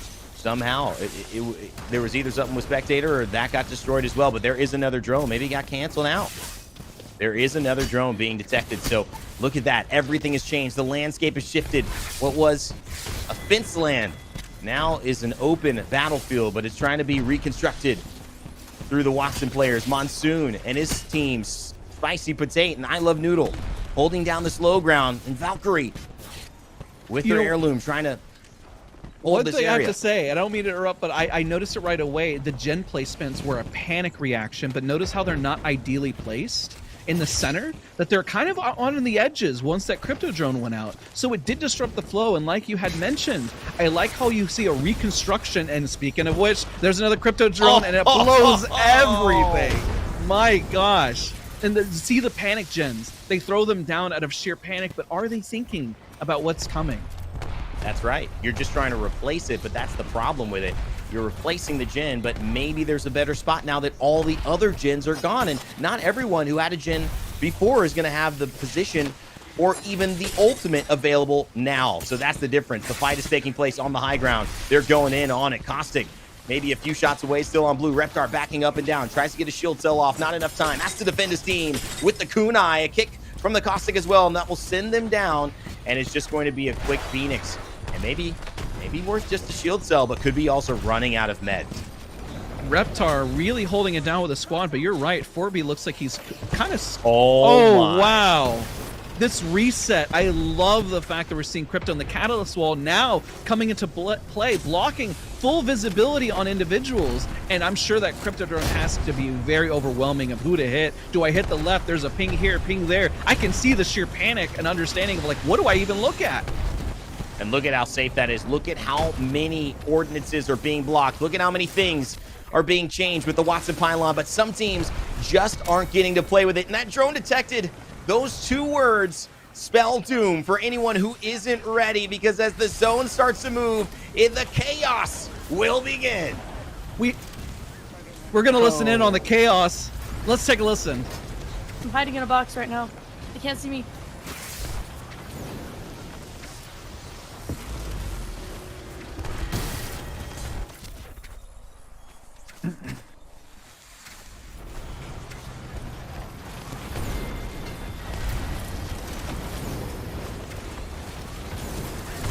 What the fuck? Dude, I'll get, dude, they're all three just beat me. Look at this, the Newcastle wall, Raynday, tell us, my gosh, what are we seeing here? Look at this, all the Watson fences, they were defenseless, and have they come to their senses? We'll see if this can be TSG. It's Timmy, it's Guhrl. Oh my gosh. With the win. After all, what a play in our final game of the Nessie Cup. That Wraith port came in clutch by buying them more time than one could have ever thought, and other people were using him and abusing him as well. Fantastic play from Verholst and their team. That's just, I was mind blown from seeing how people played and how their patience that they had as well. Just insane. What a moment to finish it off. And it was a great couple of, I don't know, 10, 20 minutes there to get to it. It's a great little crescendo that we saw. And, you know, from Hal setting up space to the skyward dive, we thought might have done it all. Verholst ended up winning it after using that trident. He was in that corner. That trident right on the top of your screen is where Verholst is sitting. That position and the rotation from there ended up winning it all, but not without a ton of action in the meanwhile. Crypto drones, we finally see the POV from backslide. Oh my god, that's easily like 1,000 damage. And just one ultimate. I love the fact that these are things you're never going to see in Apex just on the daily. But look at that visual right there. Verholst getting to see the winning POV from him, clutching out and pulling out ahead there for his team. Verholst, Dahl, and Cody coming out winners for Game 6. Just a great shout out as well, not only to Verholst and everyone involved on that team, Dahl and Cody, but just that event, because it was so fun. And I know that, Guhrl, you were watching on the sidelines. We wondered if there would be a crypto. There was, but that wasn't the team that took home the cake. It was Verholst at the end who would win. But it definitely helped. It definitely helped to see all that and the Wraith portal. But I honestly really enjoyed the Valkyries as well. Because that's one of my ideas from the very beginnings, like Horizon Valk might be really good when everyone's fighting on the bottom. So that was really awesome to see. Yeah, and the fact too that you just, Horizon lets everybody else use that utility. Sometimes that's good, and when you have weapons, you can kind of play games there.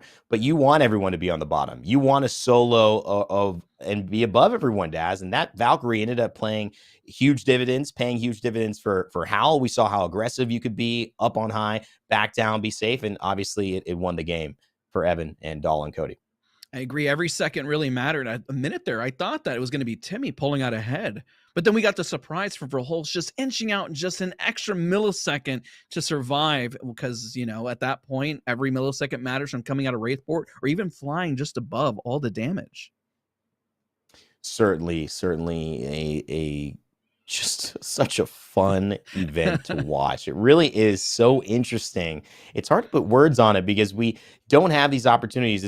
Doing this in this way was a journey. It was a decision. It was an idea, and it has turned into something so real and so fun that I think everyone watching has really, really enjoyed. I know I've enjoyed, Guhrl. This has been so much fun casting or just listening to you cast and watching our players compete.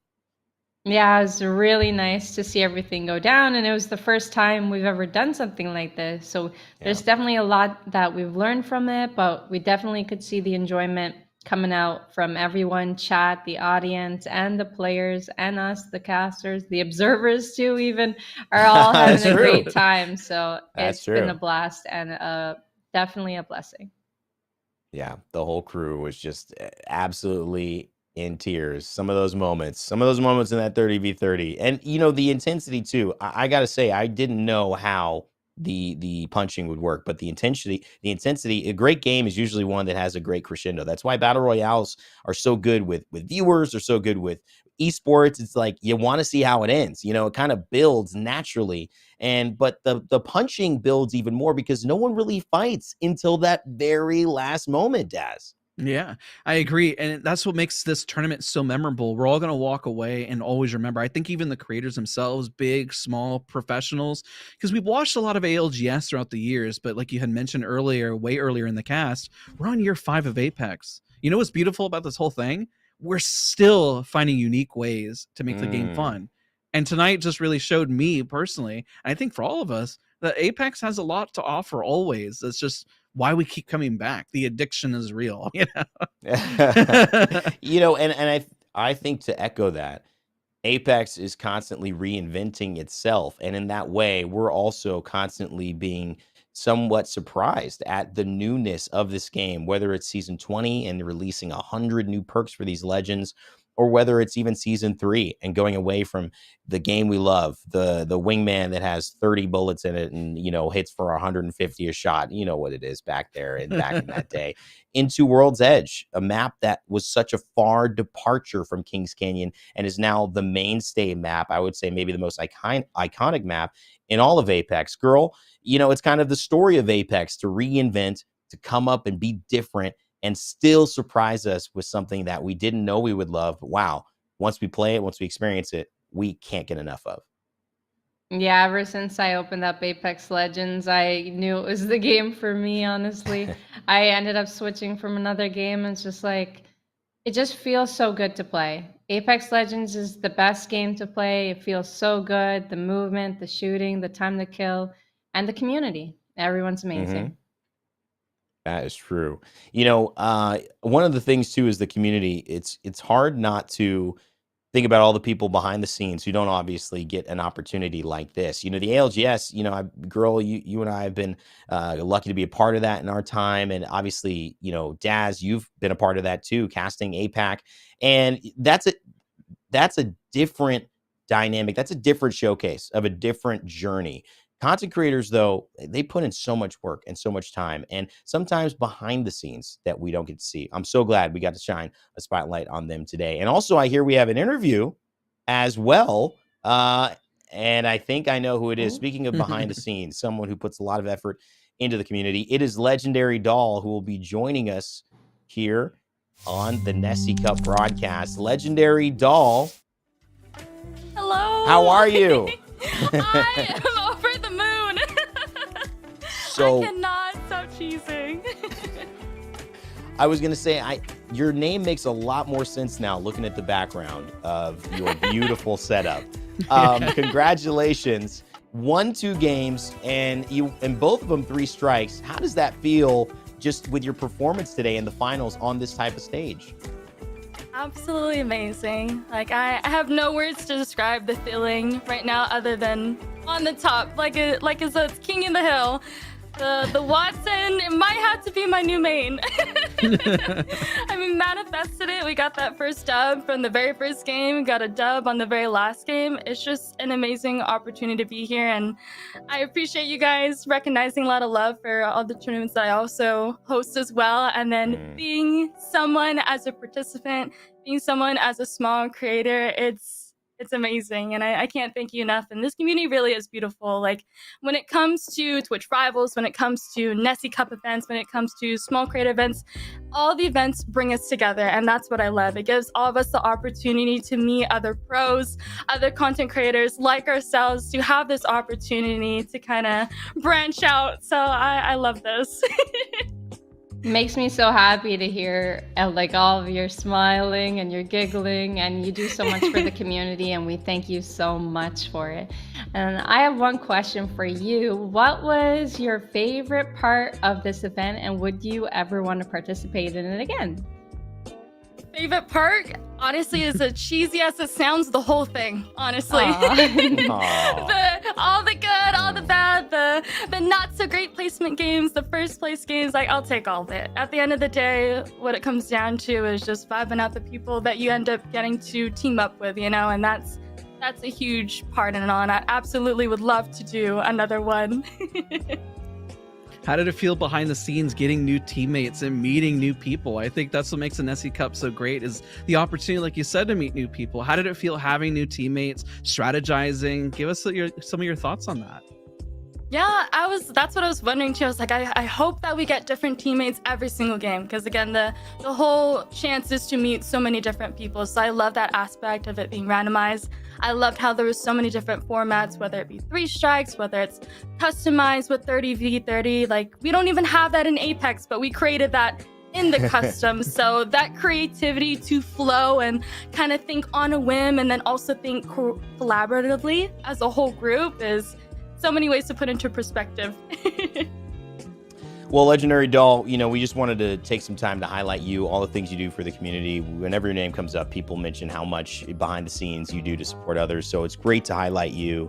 And with your performances today, it was impossible not to as well. Anything that you want to say to anyone who's watching, just whether your stream or somebody who's looking and seeing the performance today, the floor is yours here to close out.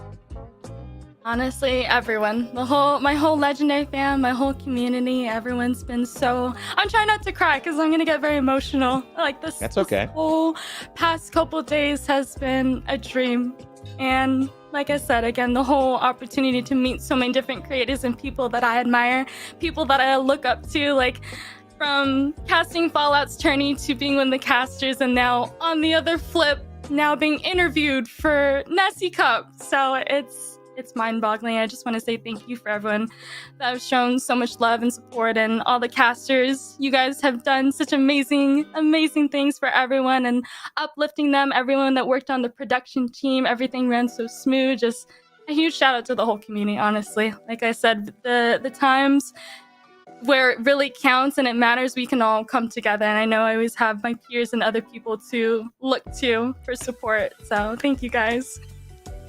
Thank you so much, Legendary Doll. Congratulations again on your 2 wins today, your performances. We cannot wait to see what you continue to do in the Apex community. We appreciate you. Thank you. Thank you. Thank you. Of course. What a moment. Talking with Legendary Doll there, winner of 2 games, our first and our last. It's kind of poetic, girl, when you really think about it. And, you know, I just love hearing her energy. It works so well to kind of put an actual face and yeah, energy is the right word to what this tournament means to people, girl. No, she's really kind-hearted, and I could hear from the moment she smiled and spoke. Like I almost cried as well. Like she just brought such good energy, and And she is definitely like a stand-up person in the community. She's hosting her own Random Royale this weekend as well, and it's amazing. Amazing to be able to showcase every creator in the community, to be able to showcase everyone. It's just, there's no words to put to it.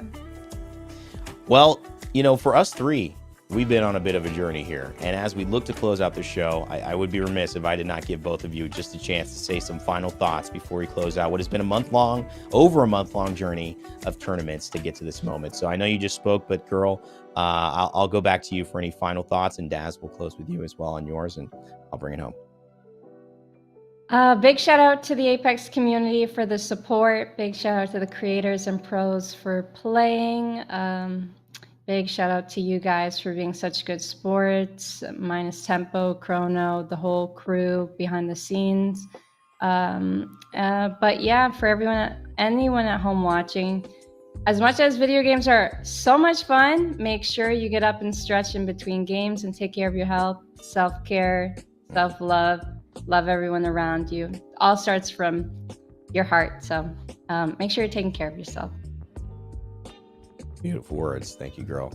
Dazs, it's been a journey. It has. I just want to say it's been 5 years. I never would imagine after 5 years this is what we would be doing, casting alongside you, Raynday, and Guhrl, such amazing casters. I'm just overwhelmed by the opportunity. I know I said it before yesterday. Shout out to Respawn, to EA, to the Apex community, to people who watch on our channels, who support this, and just even the participants in the tournament, like you saw from Legendary Doll and others. It really reminds us that after 5 years, we're still playing this game. We still enjoy it. We still love it.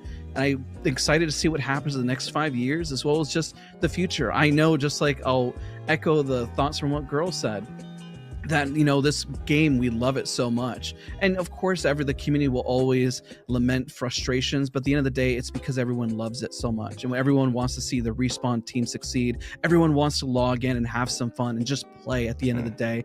And that just shows what the Nessie Cup is today, that we all came together and just had some fun. Well, you two put it so well. There's not much to add to that except my own thank yous and appreciations for both of you. You did a great job, not just today, but over these months. And it's a pleasure and honor to work with both of you. And of course, EA and Respawn. What a great gift back to the community.